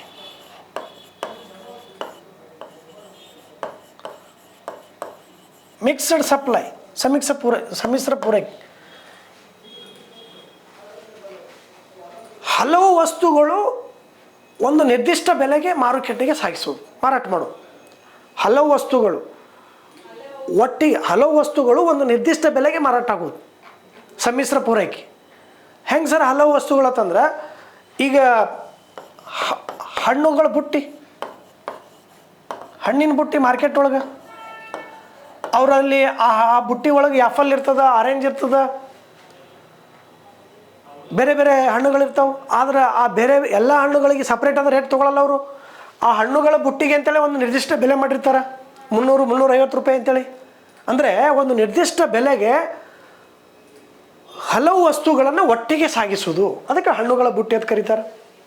ಚಾಕ್ಲೇಟ್ಗಳ ಡಬ್ಬಿ, ಚಾಕ್ಲೇಟ್ ಡಬ್ಬಿ ಒಳಗೆ ಎಷ್ಟು ಅನೇಕ ಚಾಕ್ಲೇಟ್ಗಳು ಇರ್ತಾವೆ, ಅವುಗಳನ್ನೆಲ್ಲವನ್ನು ಸಹಿತ ಒಂದೇ ಬೆಲೆಗೆ ಮಾರ್ಕೆಟಿಗೆ ಸಾಗಿಸ್ತಾರೆ, ಮಾರಾಟ ಮಾಡ್ತಾರೆ. ಸಪ್ರೇಟ್ ಆದಂಥ ಒಂದೊಂದು ಚಾಕ್ಲೇಟಿಗೆ ಬೇರೆ ಬೇರೆ ಬೆಲೆ ಹಚ್ಚಲ್ಲ. ಅಲ್ಲಿ ಒಂದು ಆ ಡಬ್ಬಿಗೆ ಒಂದು ನಿರ್ದಿಷ್ಟ ಬೆಲೆ. ಸಮ್ಮಿಶ್ರ ಪೂರೈಕೆ ಅಂದರೆ ಹಲವು ವಸ್ತುಗಳನ್ನು ಒಟ್ಟಿಗೆ ಒಂದು ನಿರ್ದಿಷ್ಟ ಬೆಲೆಗೆ ಮಾರಾಟ ಮಾಡೋದು, ಮಾರ್ಕೆಟಿಗೆ ಸಾಗಿಸೋದು, ಅದಕ್ಕೆ ನಾವು ಸಮ್ಮಿಶ್ರ ಪೂರೈಕೆ ಅಂತ ಕರಿತೀವಿ. ಇದು ಪೂರೈಕೆ. ಇನ್ನು ಪೂರೈಕೆಗೆ ಸಂಬಂಧಪಟ್ಟಂಗೆ ಆ ಪೂರೈಕೆ ನಿಯಮ ಏನು ಹೇಳ್ತದೆ? ಪೂರೈಕೆ ನಿಯಮ ಇದು ಸೇಮ್ ಆಗಳು ನಾವು ಏನು ತಿಳ್ಕೊಂಡಿವಲ್ಲ, ಬೇಡಿಕೆ ನಿಯಮ ಹೆಂಗದ, ಪೂರೈಕೆದು ಒಂದು ಲಾ ಆಫ್ ಸಪ್ಲೈ, ಪೂರೈಕೆ ನಿಯಮ ಏನು ಹೇಳ್ತದೆ? ಪೂರೈಕೆ ಮಾರುಕಟ್ಟೆಯಲ್ಲಿ ಇತರ ಅಂಶಗಳು ಸ್ಥಿರವಾಗಿದ್ದು, ಇದು ಭಾಳ ಇಂಪಾರ್ಟೆಂಟ್. ಇತರ ಅಂಶಗಳು ಅಂತಂದ್ರೆ ಆ ಮಾರ್ಕೆಟಿಗೆ ಸಪ್ಲೈ ಮಾಡುವಂಥ ವ್ಯಕ್ತಿ ಕುರುಡಾಗಿರಬಾರ್ದು, ಮಗುವಾಗಿರಬಾರ್ದು, ಹುಚ್ಚಾಗಿರಬಾರ್ದು. ಈ ಎಲ್ಲ ಅಂಶಗಳು ಸ್ಥಿರವಾಗಿದ್ದಾಗ ಮಾರುಕಟ್ಟೆಯಲ್ಲಿ ಒಂದು ವಸ್ತುವಿನ ಬೆಲೆ ಹೆಚ್ಚಾದಂತೆ ಪೂರೈಕೆ, ವಸ್ತುವನ್ನು ಮಾರುಕಟ್ಟೆಗೆ ಸಾಗಿಸುವುದು ಸಹಿತ ಹೆಚ್ಚಾಗ್ತದೆ, ಪೂರೈಕೆಯು ಸಹಿತ ಹೆಚ್ಚಾಗ್ತದೆ. ಅದೇ ವಸ್ತುವಿನ ಬೆಲೆ ಕಡಿಮೆ ಆದಂತೆ ಅದರ ಪೂರೈಕೆಯು ಸಹಿತ ಕಡಿಮೆ ಆಗ್ತದೆ. ನೋಡ್ರಿ, ಮಾರ್ಕೆಟ್ನಾಗ ಜಾಸ್ತಿ ರೇಟ್ ಇದ್ರೆ ಮಾತ್ರ ನಾವು ಹೆಚ್ಚು ಸಪ್ಲೈ ಮಾಡ್ತೇವೆ ಮಾರ್ಕೆಟಿಗೆ. ಅದೇ ರೇಟ್ ಡೌನ್ ಇದ್ದು ಅಂದ್ರೆ ನಾವು ಸಪ್ಲೈ ಮಾಡಲ್ಲ. ಇದೇ ಪೂರೈಕೆ ನಿಯಮ. ನೋಡ್ರಿ, ಇದು ಸಪ್ಲೈ ಲೈನ್, ಇದು ಪೂರೈಕೆ ರೇಖೆ, ಇದು ಬೆಲೆ, ಇದು ಪೂರೈಕೆ. ನೋಡ್ರಿ, 5ರಷ್ಟು ಬೆಲೆ ಇದ್ದಾಗ ಅಂದರೆ ಬೆಲೆ ಕಡಿಮೆ ಅದು, ಅವಾಗ ನಾವು 1ರಷ್ಟು ವಸ್ತುವನ್ನು ನಾವು ಇದು ಮಾಡ್ತೀವಿ, ಮಾರ್ಕೆಟಿಗೆ ಸಪ್ಲೈ ಮಾಡ್ತೀವಿ. 5ರಷ್ಟು ಇದ್ದಾಗ 1ರಷ್ಟು ವಸ್ತುವನ್ನು ಮಾತ್ರ ನಾವು ಸಪ್ಲೈ ಮಾಡ್ತೀವಿ. ಅದೇ ರೇಟ್ 10ಕ್ಕೆ ಹೆಚ್ಚಾಯ್ತಂದ್ರೆ ನಮ್ಮದು ಪೂರೈಕೆ ಹೆಚ್ಚಾಯ್ತು. ನೋಡಿ, 2ರಷ್ಟು ಹೆಚ್ಚಾಯ್ತು. ಅದೇ ಬೆಲೆ 15ಕ್ಕೆ ಹೆಚ್ಚಾದಾಗ ನಮ್ಮ ಪೂರೈಕೆ ಸಹಿತ ಹೆಚ್ಚಾಯ್ತು, 3ಕ್ಕೆ ಹೆಚ್ಚಾಯಿತು. ಅದೇ 20ರಷ್ಟು ಬೆಲೆ ಹೆಚ್ಚಾದಾಗ ಸಪ್ಲೈ 40ಕ್ಕೆ ಹೆಚ್ಚಾಯಿತು. ಅದೇ 25ರಷ್ಟು ಬೆಲೆ ಹೆಚ್ಚಾದಾಗ ಸಪ್ಲೈ ಸಹಿತ ನಮ್ಗೆ 5ರಷ್ಟು ಸಪ್ಲೈ ಹೆಚ್ಚಾಯಿತು. ಅಂದರೆ ಯಾವ ರೀತಿ ಮಾರುಕಟ್ಟೆಯಲ್ಲಿ ಬೆಲೆ ಹೆಚ್ಚಾಗ್ತದೋ ಸಪ್ಲೈ ಸಹಿತ ಹೆಚ್ಚಾಗ್ತದೆ, ಪೂರೈಕೆ ಸಹಿತ ಹೆಚ್ಚಾಗ್ತದೆ ಮಾರ್ಕೆಟಿಗೆ. ನೋಡಿರಿ, ನೀವು ಎಷ್ಟೋ ಸಂದರ್ಭಗಳಲ್ಲಿ ನಾವೇ ಬೆಳೆ ಬೆಳೆದಿರ್ತೀವಿ, ಮಾರ್ಕೆಟ್ನಾಗ ರೇಟ್ ಐತಿ ಇಲ್ಲಿ ಕೇಳ್ತೇವೆ ನಾವು. ಮೊದಲು ರೇಟ್ ಕರೆಕ್ಟ್ ಹೆಚ್ಚಿಗಿತ್ತು ಅಂತಂದ್ರೆ ನಾವೆಲ್ಲ ವಸ್ತುಗಳನ್ನು ಸಾಗಾಟ ಮಾಡ್ತೀವಿ, ಬೆಳೆದಿರ್ತಕ್ಕಂಥ ವಸ್ತುಗಳನ್ನು. ಅದೇ ರೇಟ್ ಕಡಿಮೆ ಇತ್ತಂದ್ರೆ ನಾವು ಮನೆಯಲ್ಲೇ ಅವನ್ನ ಕೂಡಿ ಹಾಕಿ ಆನಂತರ ಒಳ್ಳೆ ರೇಟ್ ಬಂದಾಗ ನಾವು ಸಪ್ಲೈ ಮಾಡ್ತೀವಿ ಮಾರ್ಕೆಟಿಗೆ. ಈರುಳ್ಳಿ ಆಗಿರ್ಬೋದು, ತೊಗರಿ ಆಗಿರ್ಬೋದು, ಎಲ್ಲ ವಸ್ತುಗಳನ್ನು ಈ ರೀತಿ ಮಾಡೋದು. ಇಲ್ಲಿ ಇಷ್ಟೇ ಹೇಳೋದು, ಪೂರೈಕೆ ನಿಯಮ ಏನು ಹೇಳ್ತದೆ ಅಂದರೆ, ಯಾವಾಗ ಮಾರುಕಟ್ಟೆಯಲ್ಲಿ ಬೆಲೆ ಹೆಚ್ಚಿರ್ತದೋ ಆವಾಗ ಪೂರೈಕೆನೂ ಹೆಚ್ಚಾಗ್ತದೆ, ಮಾರುಕಟ್ಟೆಯಲ್ಲಿ ಯಾವಾಗ ಬೆಲೆ ಕಡಿಮೆ ಇರ್ತದೆ ಪೂರೈಕೆ ಸಹಿತ ಕಡಿಮೆ ಆಗ್ತದೆ. ಹಾಗಾದರೆ ಇಲ್ಲಿ ಪೂರೈಕೆ ಮತ್ತು ಬೆಲೆಗೆ ಇರ್ತಕ್ಕಂಥ ಸಂಬಂಧ ಎಂಥದಪ್ಪ ಅಂತಂದರೆ, ಬೆಲೆ ಮತ್ತು ಪೂರೈಕೆಗೆ ಇರ್ತಕ್ಕಂಥ ಸಂಬಂಧ ನೇರವಾದ ಸಂಬಂಧ. ಅದೇ ಅಲ್ಲಿ ಬೆಲೆ ಮತ್ತು ಬೇಡಿಕೆಗೆ ಇರ್ತಕ್ಕಂಥ ಸಂಬಂಧ ವಿರುದ್ಧ ಸಂಬಂಧ. ಬೆಲೆ ಹೆಚ್ಚಾದಾಗ ಬೇಡಿಕೆ ಕಡಿಮೆ ಆಗ್ತಿತ್ತು, ಬೆಲೆ ಕಡಿಮೆ ಆದಾಗ ಬೇಡಿಕೆ ಹೆಚ್ಚಾಗ್ತಿತ್ತು, ವಿರುದ್ಧ ಸಂಬಂಧ. ಆದರೆ ಇಲ್ಲಿ ಹಾಗಿಲ್ಲ, ಬೆಲೆ ಹೆಚ್ಚಾದಾಗ ಪೂರೈಕೆ ಹೆಚ್ಚಾಗಿರ್ತದೆ, ಬೆಲೆ ಕಡಿಮೆ ಆದಾಗ ಪೂರೈಕೆ ಕಡಿಮೆ ಆಗ್ತದೆ. ಹಾಗಾಗಿ ಬೆಲೆ ಮತ್ತು ಪೂರೈಕೆಗಳು ಪರಸ್ಪರ ನೇರ ಸಂಬಂಧವನ್ನು ಹೊಂದಿವೆ. ಇದು ಪೂರೈಕೆ ರೇಖೆ. ಪೂರೈಕೆ ರೇಖೆ ಎಡದಿಂದ ಬಲಕ್ಕೆ ಮೇಲ್ಮುಖವಾಗಿ ಚಲಿಸುತ್ತದೆ, ಎಡದಿಂದ ಬಲಕ್ಕೆ ಮೇಲ್ಮುಖವಾಗಿ ಚಲಿಸುತ್ತೆ ಪೂರೈಕೆ ರೇಖೆ. ಇದು ಪೂರೈಕೆ ನಿಯಮದ ಬಗ್ಗೆ ಇರ್ತಕ್ಕಂಥದ್ದು. ಪೂರೈಕೆ ಅಂದ್ರೇನು? ಪೂರೈಕೆ ಪ್ರಕಾರ ಸಂಘಟನಾತ್ಮಕ ಪೂರೈಕೆ, ಸಮ್ಮಿಶ್ರ ಪೂರೈಕೆ, ಸಂಯುಕ್ತ ಪೂರೈಕೆ, ಪೂರೈಕೆ ನಿಯಮ. ಆದರೂ ಕೂಡ ಈ ಪೂರೈಕೆ ನಿಯಮ ಲಾ ಆಫ್ ಸಪ್ಲೈ ಕೆಲವು ಸಂದರ್ಭಗಳಲ್ಲಿ ಅಪ್ಲೈ ಆಗಲ್ಲ. ಎಂಥ ಸಂದರ್ಭಗಳಲ್ಲಿ ಅಪ್ಲೈ ಆಗಲ್ಲ ಅಂತಂದರೆ, ಈ ಪೂರೈಕೆ ನೋಡಿರಿ, ಈಗ ನಾವು ಬಳಸ್ತಕ್ಕಂಥ ವಸ್ತುಗಳಲ್ಲಿ ಬೇಗ ನಶಿಸುವಂಥ ವಸ್ತುಗಳು ಅದಾವೆ ಕೆಲವೊಂದು. ಆ ಬೇಗ ನಶಿಸುವಂಥ ವಸ್ತುಗಳು ಯಾವ ನೋಡ್ರಿ, ಹಾಲಾಗಿರ್ಬೋದು, ಅಲ್ಲಿ ಮೊಸರಾಗಿರ್ಬೋದು, ಹಣ್ಣು ಆಗಿರ್ಬೋದು, ತರಕಾರಿ ಆಗಿರ್ಬೋದು. ಇಂಥ ಬೇಗ ನಶಿಸುವಂಥ ಹಾಲು, ಹಾಲಿನ ಪದಾರ್ಥಗಳು, ಆಮೇಲೆ ತರಕಾರಿಗಳು, ಹಣ್ಣು ಇವು ಬೇಗ ನಶಿಸ್ತವ್ರಿ, ಇವು ಬಾಳಿಕೆ ಬರೋಂಗಿಲ್ಲ. ಹಾಗಂತ ನಾವು ಇಲ್ಲಿ ಪೂರೈಕೆ ನಿಯಮ ಏನು ಹೇಳ್ತದೆ, ಬೆಲೆ ಹೆಚ್ಚಿದ್ದಾಗ ಪೂರೈಕೆ ಹೆಚ್ಚಾಗ್ತದೆ, ಬೆಲೆ ಕಡಿಮೆ ಆದ್ರೆ ಪೂರೈಕೆ ಕಡಿಮೆ ಆಗ್ತದೆ ಹೇಳ್ತಾರೆ. ಆದರೆ ಇಲ್ಲಿ ಈ ಕೆಲವೊಂದು ವಸ್ತುಗಳದಾವ್ರಿ, ಇವು ಇಟ್ಕೊಂಡು ಕೊಂಡ್ರಕ್ಕಾಗಲ್ಲ. ಇವು ಹಾಲು, ತರಕಾರಿ, ಹಣ್ಣು ಇತ್ಯಾದಿ ಪದಾರ್ಥಗಳು ಬೆಲೆ ಹೆಚ್ಚಿರಲಿ ಕಡಿಮೆ ಇರಲಿ ನಾವು ಮಾರ್ಕೆಟಿಗೆ ಸಾಗಿಸಬೇಕಾಗ್ತದೆ. ಅಲ್ಲಿ ರೇಟ್ ಕಡಿಮೆ ಅಂತ ತಿಳ್ಕೊಂಡು ನಾವು ಇಟ್ಕೊಂಡು ಕುಂದ್ರಕ್ಕಾಗಲ್ಲ. ಅಂಥ ಸಂದರ್ಭದಲ್ಲಿ ಅಂದರೆ ಬೇಗ ನಶಿಸುವಂಥ ವಸ್ತುಗಳಿಗೆ ಸಂಬಂಧಪಟ್ಟಂಗೆ ಈ ಪೂರೈಕೆ ನಿಯಮ ಅಪ್ಲೈ ಆಗಲ್ಲ. ಇದು ಕಾಮನ್ ಆಗಿ ನಾವು ತಿಳ್ಕೊಬೇಕು. ಇಷ್ಟು ಪೂರೈಕೆ ನಿಯಮ, ಪೂರೈಕೆ ಪ್ರಕಾರಗಳು, ಪೂರೈಕೆ ರೇಖೆ, ಬೆಲೆ ಮತ್ತು ಪೂರೈಕೆಗೆ ಯಾವ ರೀತಿ ಸಂಬಂಧ ಐತಿ. ಈ ರೀತಿಯಾಗಿ ನಾವು ಬೇಡಿಕೆ ಮತ್ತು ಪೂರೈಕೆಯನ್ನು ನೋಡಿದಾಗ, ಈ ಬೇಡಿಕೆ ಮತ್ತು ಪೂರೈಕೆಯನ್ನು ಮಾರುಕಟ್ಟೆಯ ಆಧಾರ ಸ್ತಂಭಗಳು ಅಂತ ಕರೀತಾರೆ. ನೋಡಿರಿ, ಭಾಳ ಇಂಪಾರ್ಟೆಂಟ್ ಇದು, ಎಕ್ಸಾಮ್ದಾಗ ಪ್ರಶ್ನೆ ಆಗ್ಯದ. ಮಾರುಕಟ್ಟೆಯ ಆಧಾರ ಸ್ತಂಭಗಳು ಯಾವತ್ತು ಕೇಳ, ಆಧಾರ ಸ್ತಂಭಗಳು ಯಾವತ್ತು ಕೇಳಿ ಆಪ್ಷನ್ಸ್ ಏನು ಕೊಟ್ಟಿದ್ದ, ಬೆಲೆ ಮತ್ತು ಬೇಡಿಕೆ, ಬೆಲೆ ಮತ್ತು ಪೂರೈಕೆ, ಬೇಡಿಕೆ ಮತ್ತು ಪೂರೈಕೆ, ಈ ರೀತಿ ಕೊಡ್ತಾನೆ. ಆವಾಗ ಮಾರುಕಟ್ಟೆ ಆಧಾರ ಸ್ತಂಭಗಳು ಯಾವತ್ತಂದ್ರೆ ಒಂದು ಬೇಡಿಕೆ, ಇನ್ನೊಂದು ಪೂರೈಕೆ. ಯಾಕೆ ಈ ಬೇಡಿಕೆ ಪೂರೈಕೆ ನಾವು ಆಧಾರ ಸ್ತಂಭಗಳು ಅಂತ ಕರಿತೀವತ್ತಂದ್ರೆ, ಯಾವಾಗ ಮಾರುಕಟ್ಟೆಯಲ್ಲಿ ಬೇಡಿಕೆ ಇರ್ತದ ವಸ್ತುಗಳಿಗೆ, ಅವಾಗ ವಸ್ತುಗಳು ಸಪ್ಲೈ ಆಗ್ತಾವೆ, ಮಾರ್ಕೆಟಿಗೆ ಪೂರೈಕೆ ಆಗ್ತದೆ. ಮಾರ್ಕೆಟಿಗೆ ವಸ್ತುಗಳು ಸಪ್ಲೈ ಆಗ್ಯಾವ ತಿಳ್ಕೊಂಡೇ ಕೊಂಡ್ಕೊಳ್ಳೋರು ಬರ್ತಾರೆ. ನೋಡಿರಿ, ಮಾರ್ಕೆಟ್ನಲ್ಲಿ ಕೊಂಡ್ಕೊಳ್ಳೋರು ಬಂದಾರಂತೇಳಿ, ಕೊಂಡ್ಕೊಳ್ಳೋದಂದ್ರೆ ಬೇಡಿಕೆ, ಗ್ರಾಹಕರು ಅದಾರ ಅಂತ ತಿಳ್ಕೊಂಡು ವಸ್ತುಗಳು ಸಪ್ಲೈ ಆಗ್ತಾವೆ, ವಸ್ತುಗಳು ಮಾರ್ಕೆಟಿಗೆ ಸಪ್ಲೈ ಆಗ್ತಾವೆ ತಿಳ್ಕೊಂಡು ಗ್ರಾಹಕರು ಮಾರ್ಕೆಟಿಗೆ ಬರ್ತಾರೆ. ಇವೆರಡು ಬೇಡಿಕೆ ಪೂರೈಕೆ ಏನದಾವಲ್ಲ, main pillars of the market ಅಂತೀವಿ, ಮಾರುಕಟ್ಟೆಯ ಆಧಾರ ಸ್ತಂಭಗಳಂತ ಕರಿತೀವಿ ನಾವು. ಓಕೆ, ನೆಕ್ಸ್ಟ್ ಅರ್ಥಶಾಸ್ತ್ರದ ಮೂಲಭೂತ ಪರಿಕಲ್ಪನೆಗಳಲ್ಲಿ ಥರ್ಡ್ ಒನ್ ತುಷ್ಟಿಗುಣ.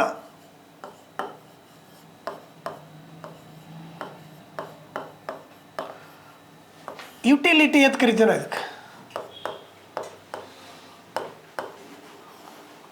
ತುಷ್ಟಿಗುಣ ಏನು? ತುಷ್ಟಿಗುಣ ಅಂದರೆ ಮನುಷ್ಯನ ಬಯಕೆಗಳು, ಮನುಷ್ಯನ ಆಶೆಗಳನ್ನು ಈಡೇರಿಸುವಂತಹ ಆ ವಸ್ತುವಿನಲ್ಲಿರುವ ಗುಣಕ್ಕೆ ತುಷ್ಟಿಗುಣ ಅಂತ ಕರೀತಾರೆ. ಈಗ ನಮಗೆ ಅನೇಕ ಬಯಕೆಗಳದಾವೆ. ಹಾಲು ಕುಡಿಬೇಕಂತ ಬಯಕೆ ಆಗ್ಯದ, ಆ ನಮ್ಮ ಹಾಲು ಕುಡಿಯುವ ಬಯಕೆಯನ್ನು ಈಡೇರಿಸುವಂಥ ಗುಣ ಆ ಹಾಲಿನಲ್ಲಿ ಐತಿ, ಅದಕ್ಕೆ ತುಷ್ಟಿಗುಣ ಅಂತ ಕರಿತೀವಿ.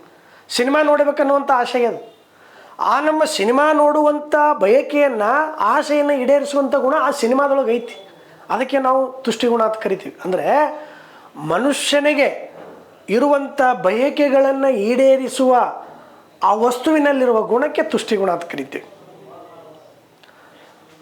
ಇಂಥ ತುಷ್ಟಿಗುಣವನ್ನು, ಇದರ ಪರಿಕಲ್ಪನೆ ಕೊಟ್ಟಂಥ ವ್ಯಕ್ತಿ ಯಾರು ಅಂತಂದರೆ ವಿಲಿಯಂ ಜೋನ್ಸ್. ವಿಲಿಯಂ ಜೋನ್ಸ್ ಅನ್ನುವಂಥ ಒಬ್ಬ ಅರ್ಥಶಾಸ್ತ್ರಜ್ಞ ತುಷ್ಟಿಗುಣದ ಪರಿಕಲ್ಪನೆಯನ್ನು ಅರ್ಥಶಾಸ್ತ್ರಕ್ಕೆ ಕೊಡ್ತಾರೆ. ಈ ತುಷ್ಟಿಗುಣ ಅನ್ನೋದು ಮನುಷ್ಯನ ಮಾನಸಿಕತೆಗೆ ಸಂಬಂಧಿಸಿದ್ದು, ಮಾನವನ ಮಾನಸಿಕತೆಗೆ ಸಂಬಂಧಿಸಿದ್ದು. ಏನು ಮಾನಸಿಕತೆಗೆ ಸಂಬಂಧಿಸಿದ್ದು?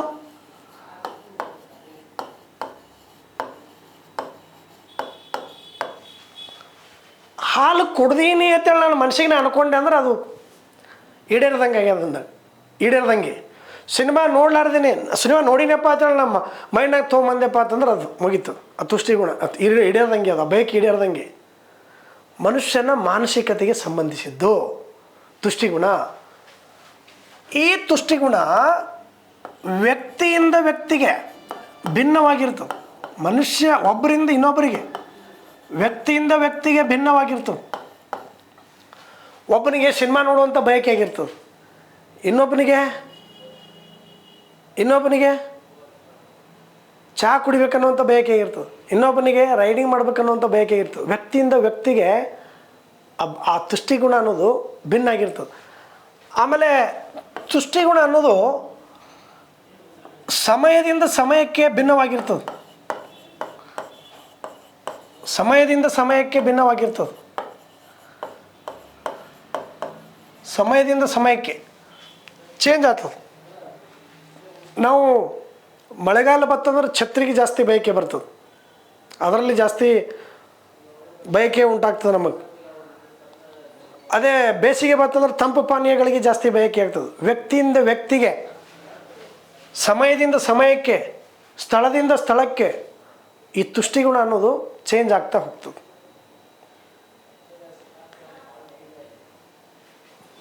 ಇಂಥ ತುಷ್ಟಿಗುಣ ಅಂದರೆ ಆ ವಸ್ತುವಿನಲ್ಲಿರ್ತಕ್ಕಂಥ ಗುಣ, ನಾವು ಯಾವಾಗ ವಸ್ತುಗಳನ್ನು ಹೆಚ್ಚೆಚ್ಚಾಗಿ ಸೇವಿಸ್ತಾ ಹೋಗ್ತೀವಿ ಅದರಿಂದ ಸಿಗ್ತಕ್ಕಂಥ ತೃಪ್ತಿ ಕಡಿಮೆ ಆಗ್ತಾ ಹೋಗ್ತದ. ಅದಕ್ಕೆ ನಾವು ಏನಂತ ಕರಿತೇವೆ ಅಂತಂದರೆ ಇಳಿಮುಖ ಸೀಮಾಂತ ತುಷ್ಟಿಗುಣ ನಿಯಮ. ಇಳಿಮುಖ ಸೀಮಾಂತ ತುಷ್ಟಿಗುಣ ನಿಯಮ ಅಥವಾ ಇಳಿಮುಖ ಅಂಚಿನ ತುಷ್ಟಿಗುಣ ನಿಯಮ.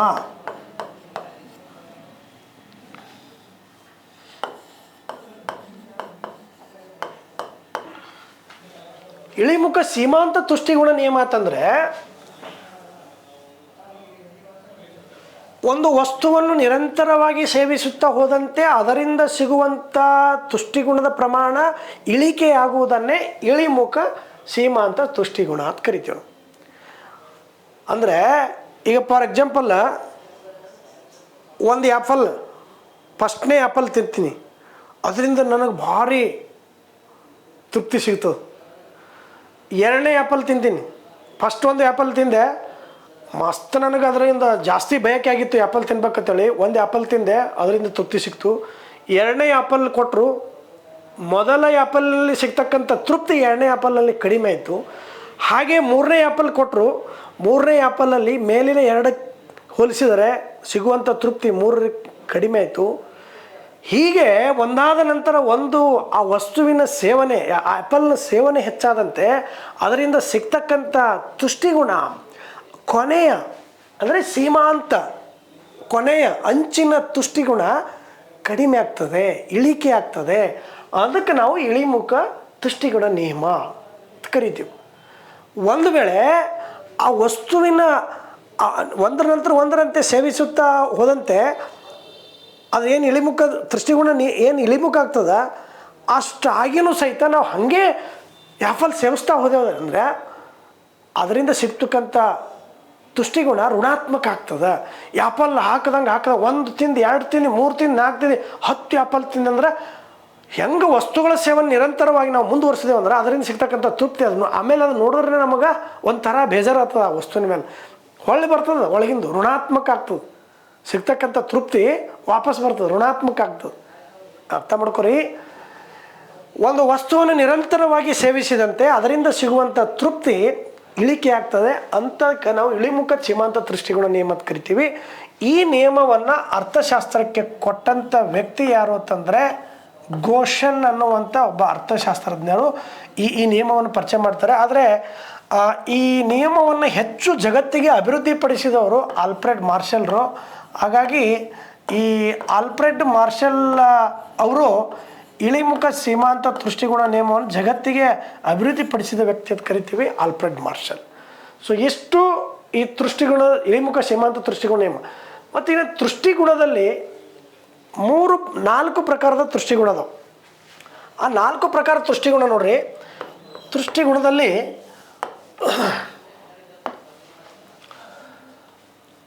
ಸ್ವರೂಪ ದೃಷ್ಟಿಗುಣ ಅಥವಾ ರೂಪ ದೃಷ್ಟಿಗುಣ, ಸ್ವರೂಪ ಅಥವಾ ರೂಪ ದೃಷ್ಟಿಗುಣ, ದೃಷ್ಟಿಗುಣದ ಪ್ರಕಾರಗಳು ಏನು ಸರ್? ಸ್ವರೂಪ ಮತ್ತು ಅಥವಾ ರೂಪ ದೃಷ್ಟಿಗುಣ ಏನಂದರೆ, ಒಂದು ವಸ್ತುವಿನ ರೂಪವನ್ನು ಬದಲಿಸಿ, ಒಂದು ವಸ್ತುವಿನ ಸ್ವರೂಪವನ್ನು ಬದಲಿಸಿ, ಒಂದು ವಸ್ತುವಿನ ಆಕಾರವನ್ನು ಬದಲಿಸಿ ಅದರಲ್ಲಿ ಸೃಷ್ಟಿ ಮಾಡುವ ದೃಷ್ಟಿಗುಣಕ್ಕೆ ಸ್ವರೂಪ ಅಥವಾ ರೂಪ ದೃಷ್ಟಿಗುಣ ಅಂತ ಕರೀತಾರೆ. ಫಾರ್ ಎಕ್ಸಾಂಪಲ್ ನೋಡ್ರಿ, ಇಲ್ಲಿ ಕಲ್ಲಿನಿಂದ ಮೂರ್ತಿ, ಕಲ್ಲಿನಿಂದ ಮೂರ್ತಿ, ಒಂದು ವಸ್ತು ಕಲ್ಲದ, ಆ ಕಲ್ಲಿನ ಸ್ವರೂಪವನ್ನು ಬದಲು ಮಾಡೀವಿ, ಆ ಕಲ್ಲನ್ನು ಒಯ್ದು ಮೂರ್ತಿಯಾಗಿ ಮಾಡೀವಿ. ಒಂದು ವಸ್ತುವಿನ ರೂಪವನ್ನು, ವಸ್ತುವಿನ ಸ್ವರೂಪವನ್ನು, ಆಕಾರವನ್ನು ಬದಲಿಸಿ ಅದರಲ್ಲಿ ಸೃಷ್ಟಿ ಮಾಡಿರ್ತಕ್ಕಂಥ ದೃಷ್ಟಿಗುಣ ನೋಡ್ರಿ. ಕಲ್ಲಿನಿಂದ ಮೂರ್ತಿ, ಇದರಲ್ಲಿ ಯಾವುದರಲ್ಲಿ ದೃಷ್ಟಿಗುಣ ಐತಿ? ಮೂರ್ತಿಯಲ್ಲಿ ಐತಿ. ಕಲ್ಲು ಯಾರು ನೋಡಲ್ಲ, ಮೂರ್ತಿ ಎಷ್ಟು ಚೆನ್ನಾಗಿ ಅದು ನೋಡ್ತಾರೆ. ಮೂರ್ತಿಯನ್ನು ಕೊಂಡ್ಕೋತಾರೆ, ಕಲ್ಲು ಕೊಂಡ್ಕೊಳ್ಳಲ್ಲ. ಅದೇ ಕಟ್ಟಿಗೆಯಿಂದ ಪೀಠೋಪಕರಣ, ಕಟ್ಟಿಗೆಯಿಂದ ಪೀಠೋಪಕರಣ ನೋಡ್ರಿ, ಕಟ್ಟಿಗೆ ಯಾರು ನೋಡಂಗಿಲ್ಲ ನೋಡಿ. ಇಲ್ಲಿನೂ ಒಂದು ವಸ್ತುವಿನ ಸ್ವರೂಪ ಬದಲಾಯಿತು. ಕಟ್ಟಿಗೆಯಿಂದ ಪೀಠೋಪಕರಣ, ಸೋಫ, ನಾವೆಲ್ಲ ಅದು ಕಾಟು, ಅವೆಲ್ಲ ವುಡನ್ ಫರ್ನಿಚರ್ಸ್ ಎಲ್ಲ ನೋಡ್ತೀವಿಲ್ಲ, ಮನ್ಯಾಗ ಅದ ಇರ್ತಾವಿಲ್ಲ. ಆ ಕಟ್ಟಿಗೆಯಿಂದ ಪೀಠೋಪಕರಣಗಳನ್ನ ತಯಾರು ಮಾಡ್ತೀವಿ. ಇಲ್ಲಿ ಆ ಕಟ್ಟಿಗೆಯಲ್ಲಿ ದೃಷ್ಟಿಗುಣ ಇಲ್ಲ, ಪೀಠೋಪಕರಣಗಳಲ್ಲಿ ದೃಷ್ಟಿಗುಣ ಉಂಟಾಗ್ಯದ. ಹಾಗಾಗಿ ಒಂದು ವಸ್ತುವಿನ ಸ್ವರೂಪ ಅಥವಾ ಆಕಾರ ಅಥವಾ ರೂಪವನ್ನು ಬದಲಾಯಿಸಿ ಅದರಲ್ಲಿ ಉಂಟು ಮಾಡ್ತಕ್ಕಂಥ ದೃಷ್ಟಿಗುಣಕ್ಕೆ ಸ್ವರೂಪ ಅಥವಾ ರೂಪ ದೃಷ್ಟಿಗುಣ ಅಂತ ಕರೀತಾರೆ. ಇನ್ನು ದೃಷ್ಟಿಗುಣದಲ್ಲಿ ಎರಡನೇದು ಯಾವುದು ಅಂತಂದರೆ,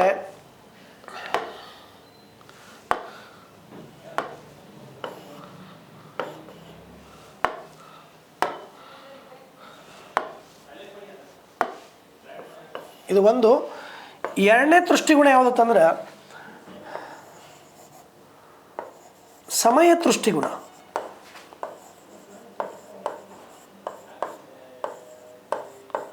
ಸಮಯ ದೃಷ್ಟಿಗುಣ ಏನು? ಸಮಯ ದೃಷ್ಟಿಗುಣ ಅಂದರೆ ಏನು? ಋತುಮಾನಕ್ಕನುಗುಣವಾಗಿ ಉಂಟಾಗುವ ದೃಷ್ಟಿಗುಣ ವಸ್ತುಗಳಲ್ಲಿ.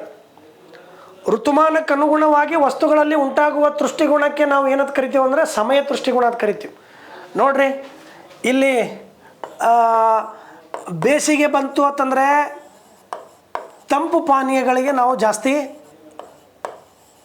ತಂಪು ಪಾನೀಯಗಳು, ತಂಪು ಪಾನೀಯ. ಅದೇ ನಮಗೆ ಮಳೆಗಾಲ ಬತ್ತು ಅಂದ್ರೆ ಛತ್ರಿಗೆ ಜಾಸ್ತಿ ದೃಷ್ಟಿಗುಣ ನೋಡ್ರಿ, ಸಮಯಕ್ಕೆ ಅನುಗುಣವಾಗಿ ಛತ್ರಿ. ಅದೇ ಚಳಿಗಾಲ ಬತ್ತಂದರೆ ಉಣ್ಣೆ ಬಟ್ಟೆಗಳು. ಅಂದರೆ ಋತುಮಾನಕ್ಕನುಗುಣವಾಗಿ ಉಂಟಾಗುವ ದೃಷ್ಟಿಗುಣಕ್ಕೆ ಸಮಯ ದೃಷ್ಟಿಗುಣ ಅಂತ ಕರಿತೀವಿ ನಾವು. ರೂಪ ದೃಷ್ಟಿಗುಣ, ಸಮಯ ದೃಷ್ಟಿಗುಣ, ಸ್ಥಳ ದೃಷ್ಟಿಗುಣ.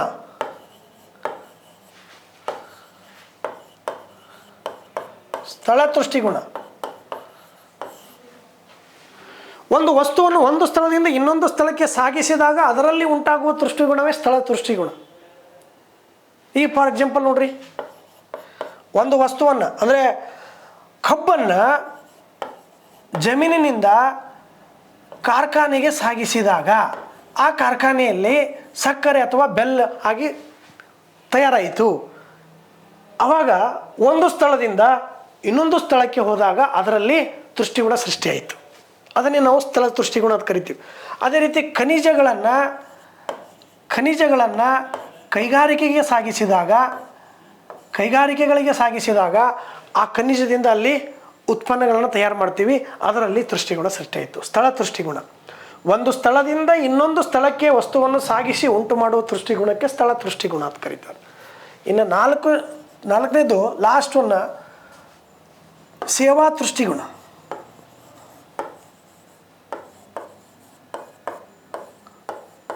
ಸೇವಾ ತೃಷ್ಟಿಗುಣ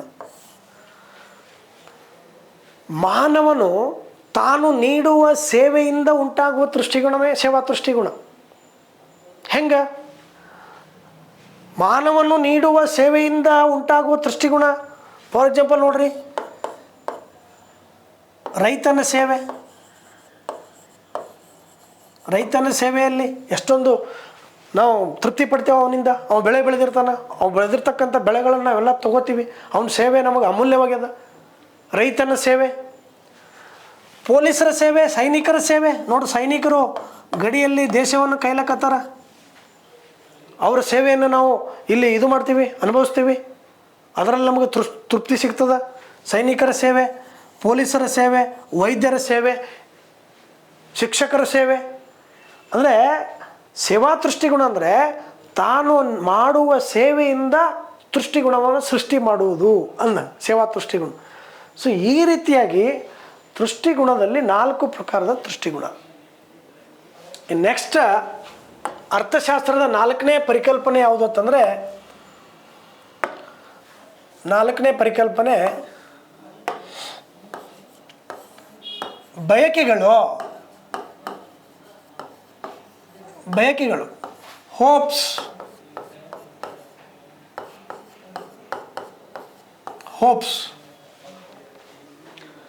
ಬಯಕೆ ಅಂದರೆ ಏನು?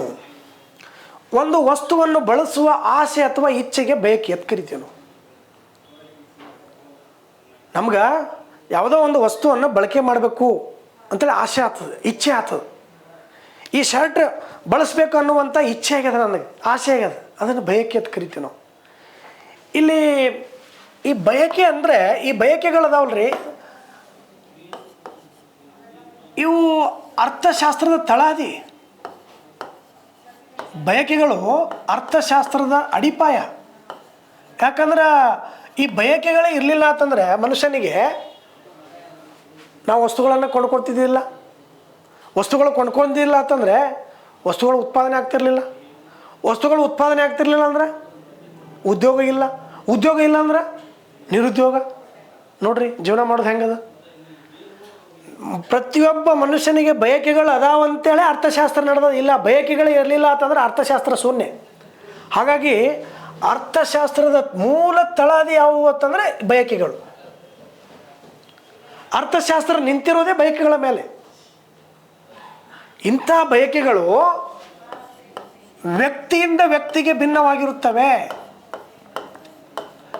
ವ್ಯಕ್ತಿಯಿಂದ ವ್ಯಕ್ತಿಗೆ ಭಿನ್ನವಾಗಿರ್ತಾವೆ ಬಯಕೆಗಳು. ಹೆಂಗೆ ವ್ಯಕ್ತಿಯಿಂದ ವ್ಯಕ್ತಿಗೆ ಭಿನ್ನವಾಗಿರ್ತಾವ? ಅದೇ ಹೇಳಿದೆ, ಒಬ್ಬನಿಗೆ ಪಾಠ ಮಾಡೋದಂದ್ರೆ ಭಾಳ ಬಯಕೆ ಇರ್ತದೆ. ಒಬ್ಬನಿಗೆ ನಿದ್ದೆ ಹೊಡೆದಂದ್ರೆ ಜಾಸ್ತಿ ಬಯಕೆ ಇರ್ತದೆ, ಆಸೆ ಇರ್ತದೆ. ಒಬ್ರು ಜಾಸ್ತಿ ಆಟ ಆಡೋದ್ರಲ್ಲಿ ಜಾಸ್ತಿ ಆಸೆ ಪಡ್ತಿರ್ತಾರೆ, ಬಯಕೆ ಮಾಡ್ತಾರೆ. ಬಯಕೆಗಳು ಒಬ್ಬ ವ್ಯಕ್ತಿಯಿಂದ ವ್ಯಕ್ತಿಗೆ ಭಿನ್ನ ಆಗಿರ್ತಾವೆ. ಇಂಥ ಬಯಕೆಗಳು ಮನುಷ್ಯನ ಆದಾಯವನ್ನು ಅವಲಂಬಿಸವು. ವ್ಯಕ್ತಿಯ ಆದಾಯವನ್ನು ಅವಲಂಬಿಸವು ಬಯಕೆಗಳು. ಹೆಂಗೆ? ಹೆಚ್ಚು ಆದಾಯ ಇದ್ದರೆ ನಾವು ಹೆಚ್ಚು ಹೆಚ್ಚು ವಸ್ತುಗಳನ್ನು ಬಯಸ್ತೀವಿ. ನಾವು ಅಂಥಕ್ಕೆ ಆದಾಯನೇ ಇಲ್ಲ, ರೊಕ್ಕನೇ ಇಲ್ಲ ಅಂತಂದ್ರೆ ಬಯಸಲ್ಲ. ವ್ಯಕ್ತಿಗೆ ಬಯಕೆಗಳು ಹೆಚ್ಚಾಗಬೇಕಾದ್ರೆ ಅವನ ಆದಾಯ ಕಾರಣ.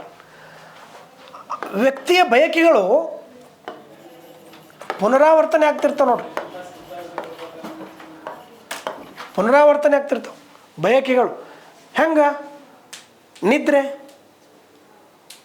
ಕ್ಲಾಸ್ನಾಗೂ ನಿದ್ದೆ ಹೊಡಿತೀವಿ, ರಾತ್ರಿನೂ ನಿದ್ದೆ ಮಾಡ್ತೀವಿ, ಹಗಲತ್ತು ನಿದ್ದೆ ಮಾಡ್ತೀವಿ. ಕೆಲವೊಬ್ಬರು ನಿದ್ದೆಗಣ್ಣಾಗೆ ಹೋಗ್ತಿರ್ತಾರೆ. ನಿದ್ರೆ ಪುನರಾವರ್ತನೆ. ಬಾಯಾರಿಕೆ ಪುನರಾವರ್ತನೆ ಬಯಕೆ. ಹಸಿವು, ನಿದ್ರೆ, ಬಾಯಾರಿಕೆ ಇವೆಲ್ಲ ಪುನರಾವರ್ತನೆ ಆಗ್ತಕ್ಕಂಥ ಮನುಷ್ಯನ ಬಯಕೆಗಳು. ಇಂಥ ಬಯಕೆಗಳಲ್ಲಿ ಸಹಿತ 3 ಥರದ ಬಯಕೆಗಳದಾವೆ. ಯಾವ 3 ಥರದ ಬಯಕೆಗಳಂತಂದ್ರೆ ನೋಡ್ರಿ, ಅವಶ್ಯಕ ಬಯಕೆಗಳು. ಅವಶ್ಯಕ ಬಯಕೆ, ಎಸೆನ್ಷಿಯಲ್ ಹೋಪ್ಸ್, ಅವಶ್ಯಕ ಬಯಕೆಗಳು. ಮನುಷ್ಯ ಬದುಕಲು ಬೇಕಾಗ್ತಕ್ಕಂಥ ಕೆಲವೊಂದು ವಸ್ತುಗಳನ್ನು ಬಯಸ್ತೀವಿ ನಾವು. ನೋಡ್ರಿ, ಆಹಾರ, ಬಟ್ಟೆ, ವಸತಿ, ಶಿಕ್ಷಣ, ಆರೋಗ್ಯ. ನೋಡ್ರಿ ಹೆಂಗವು, ಇವು ಎಲ್ಲವೂ ಸಹಿತ ಮನುಷ್ಯನಿಗೆ ಬೇಕೇ ಬೇಕ್ರಿ, ಅವಶ್ಯಕವಾಗಿ ಬೇಕೇ ಬೇಕು ಮನುಷ್ಯ ಬದುಕಬೇಕಾದ್ರೆ. ಆಹಾರ, ಬಟ್ಟೆ, ವಸತಿ, ಶಿಕ್ಷಣ, ಆರೋಗ್ಯ ಇವುಗಳನ್ನು ನಾವು ಅವಶ್ಯಕ ಬಯಕೆಗಳು ಅಂತ ಕರಿತೀವಿ. ಅದರಲ್ಲೂ ಆಹಾರ, ಬಟ್ಟೆ, ವಸತಿ ಇವು ಅತ್ಯವಶ್ಯಕ ಬಯಕೆಗಳು. ಶಿಕ್ಷಣ ಮತ್ತು ಆರೋಗ್ಯದಿಂದ ನಮ್ಮ ದಕ್ಷತೆ ಹೆಚ್ಚಾಗ್ತದೆ, ದಕ್ಷತೆ ಅವಶ್ಯಕ ಬಯಕೆಗಳು. ಸೊ ಇವು ಟೋಟಲನ್ನು ನಾವು ಏನು ಮಾಡ್ತೀವೋ ಅವಶ್ಯಕ ಬಯಕೆಗಳು ಅಂತ ಕರಿತೀವಿ. ಇನ್ನು ಮನುಷ್ಯ ಇನ್ನು ಎರಡನೇ ಥರದ ಬಯಕೆಗಳು ಯಾವುದಂದರೆ ಸುಖದಾಯಕ ಬಯಕೆಗಳು ಅಥವಾ ಹಿತದಾಯಕ ಬಯಕೆಗಳು.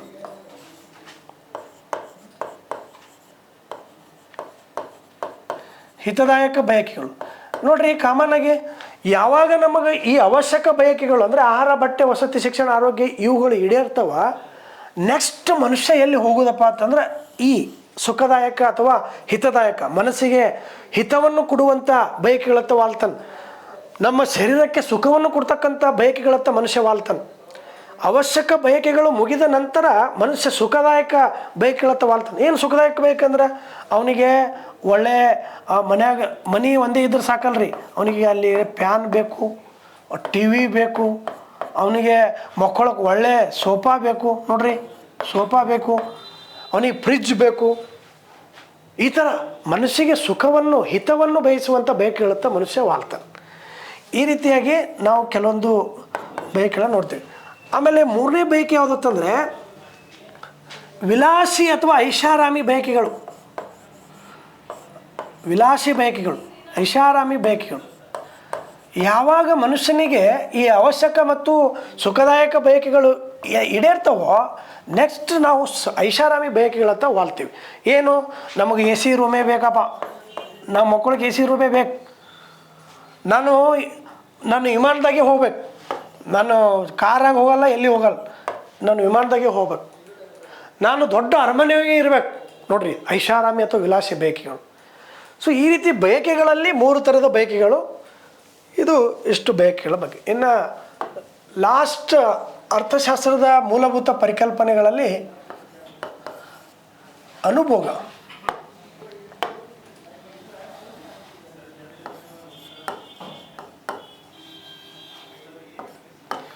ಅನುಭೋಗ ಕನ್ಜಂಪ್ಷನ್ ಅಂತ ಕರಿತೀವಿ ನಾವು.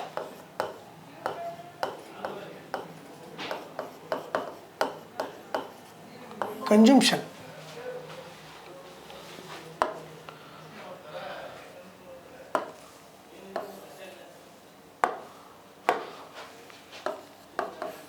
ಏನು ಅನುಭೋಗ ಅಂದ್ರೆ ಸರಕು ಮತ್ತು ಸೇವೆಗಳನ್ನು ಬಳಸುವ ಕ್ರಿಯೆಗೆ ಅನುಭೋಗ.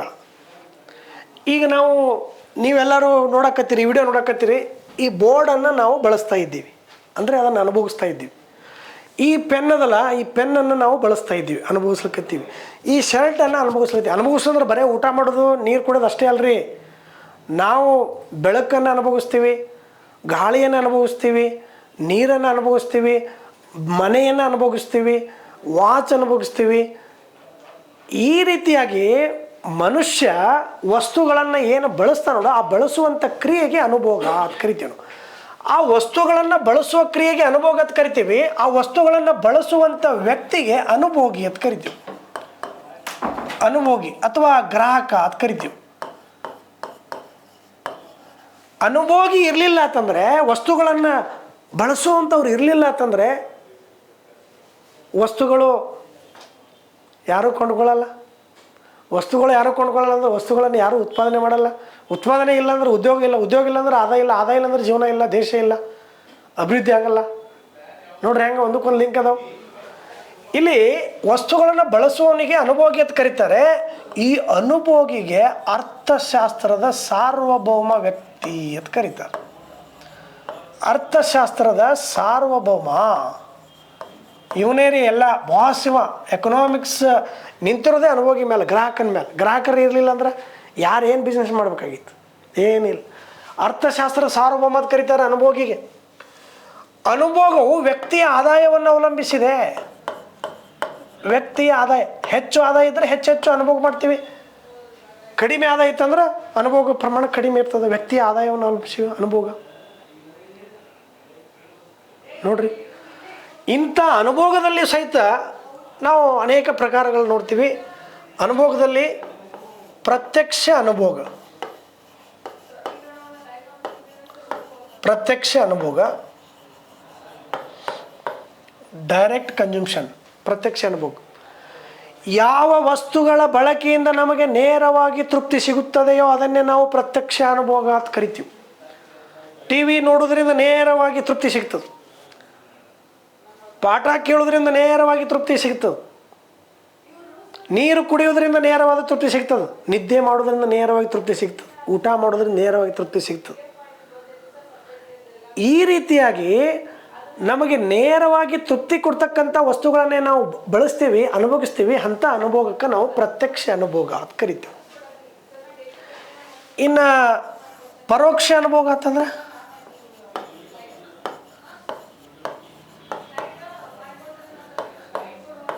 ಯಾವ ವಸ್ತುಗಳ ಬಳಕೆಯಿಂದ ನಮಗೆ ನೇರವಾಗಿ ತೃಪ್ತಿ ಸಿಗುವುದಿಲ್ಲವೋ, ಅಪ್ರತ್ಯಕ್ಷವಾಗಿ ಸಿಗುತ್ತದೆಯೋ ಅದನ್ನೇ ನಾವು ಪರೋಕ್ಷ ಅನುಭೋಗ ಅಂತ ಕರಿತೀವಿ. ಹೆಂಗೆ? ಫಾರ್ ಎಕ್ಸಾಂಪಲ್, ಸೈನಿಕರು ದೇಶದ ಗಡಿಯಲ್ಲಿ ದೇಶವನ್ನು ಕಾಯ್ತಾ ಇದ್ದಾರೆ. ಸೈನಿಕರು, ಆ ಸೈನಿಕರ ನೀಡುವಂಥ ಸೇವೆಯನ್ನು ನಾವು ಇಲ್ಲಿ ಅನುಭವಿಸ್ಲಿಕ್ಕತ್ತೀವಿ ಆರಾಮಾಗಿದನು. ಪೊಲೀಸರು ಕಳ್ಳರನ್ನು ಕಂಟ್ರೋಲ್ ಮಾಡ್ತಾರಂತೇಳಿ ನಾವು ಆರಾಮಾಗೆ ನಿದ್ದೆ ಮಾಡ್ತೀವಿ. ಅಂದರೆ ಆ ಪೊಲೀಸರ ಸೇವೆಯನ್ನು ಅನುಭವಿಸ್ತೀವಿ ನಾವು. ಇಂಥ ಸೈನಿಕರು ನೀಡುವಂಥ ಸೇವೆ ಆಗಿರ್ಬೋದು, ಪೊಲೀಸರು ನೀಡ್ತಕ್ಕಂಥ ಸೇವೆ ಆಗಿರ್ಬೋದು, ಇವೆಲ್ಲವೂ ಸಹಿತ ನಾವು ಇಂಡೈರೆಕ್ಟಾಗಿ ಅನುಭವಿಸ್ತೀವಿ. ಹಾಗಾಗಿ ಇದನ್ನು ನಾವು ಏನಂತ ಕರಿತೀವಿ ಅಂತಂದ್ರೆ ಪರೋಕ್ಷ ಅನುಭೋಗ ಅಂತ ಕರಿತೇವೆ. ಪರೋಕ್ಷ ಅನುಭೋಗ ನೇರವಾಗಿ ಅನುಭವಿಸಲ್ಲ, ಪರೋಕ್ಷವಾಗಿ ಅನುಭವಿಸ್ತೀವಿ. ಇನ್ನು ಮೂರನೇದು ವಿನಾಶಕ ಅನುಭೋಗ. ವಿನಾಶಕ ಅನುಭೋಗ ಯಾವ ವಸ್ತುಗಳ ಬಳಕೆಯಿಂದ ಮನುಷ್ಯ ಕುಲ ನಾಶ ಆಗ್ತದ, ವಿನಾಶ ಆಗ್ತದ, ಹಾಳಾಗ್ತದ, ಅಂಥ ಅನುಭೋಗಕ್ಕೆ ನಾವು ವಿನಾಶಕ ಅನುಭೋಗ ಅಂತ ಕರಿತೀವಿ. ಅಷ್ಟೇ, ಏನೂ ಇಲ್ಲ. ನಾವು ಮದ್ಯಪಾನ ಮಾಡಿದೀವಿ ಅಂತಂದರೆ ನಮ್ಮ ಜೀವನ ಹಾಳಾಗ್ತದೆ. ಜೂಜು ಆಟ ಆಡ್ದೇವಂದ್ರೆ ನಮ್ಮ ಜೀವನ ಹಾಳಾಗ್ತದೆ. ಧೂಮ್ರಪಾನ ಮಾಡಿದೆವಂದ್ರೆ ವಿನಾಶ ಆಗ್ತೀವಿ. ಧೂಮ್ರಪಾನ. ಅದೇ ನಾವು ಯುದ್ಧದಲ್ಲಿ ಬಂದೂಕುಗಳನ್ನು ಬಳಸಿದ್ರೆ ಬಂದೂಕುಗಳ ಬಳಕೆ ವಿನಾಶ ಆಗ್ತದೆ. ನೋಡ್ರಿ ಹೆಂಗದ. ಈ ರೀತಿಯಾಗಿ ನಾವು ಯಾವ ವಸ್ತುಗಳನ್ನು ಬಳಸ್ತೀವಿ ಆ ವಸ್ತುಗಳ ಬಳಕೆಯಿಂದ ನಮ್ಮ ಮನುಷ್ಯನ ಕುಲ ಹಾಳಾಗ್ತಿತ್ತಂದರೆ ಅಂಥ ಅನುಭೋಗಕ್ಕೆ ನಾವು ವಿನಾಶಕ ಅನುಭೋಗ ಕರಿತೀವಿ. ಸೊ ಅನುಭೋಗದಲ್ಲಿ 3 ಪ್ರಕಾರಗಳು: ಪ್ರತ್ಯಕ್ಷ ಅನುಭೋಗ, ಪರೋಕ್ಷ ಅನುಭೋಗ, ವಿನಾಶಕ ಅನುಭೋಗ. ಸೊ ಈ ರೀತಿಯಾಗಿ ಇಲ್ಲಿವರೆಗೆ ಅರ್ಥಶಾಸ್ತ್ರದ ಮೂಲಭೂತ ಪರಿಕಲ್ಪನೆಗಳು ಅನ್ನುವಂಥ ಒಂದು ಚಾಪ್ಟರನ್ನು ನಾವು ನೋಡಿದ್ವಿ. ಇಲ್ಲಿಗೆ ಈ ಒಂದು ಚಾಪ್ಟರ್ ಮುಕ್ತಾಯ ಆಗ್ತದೆ. ಎಲ್ಲರಿಗೂ ಥ್ಯಾಂಕ್ ಯು ವೆರಿ ಮಚ್.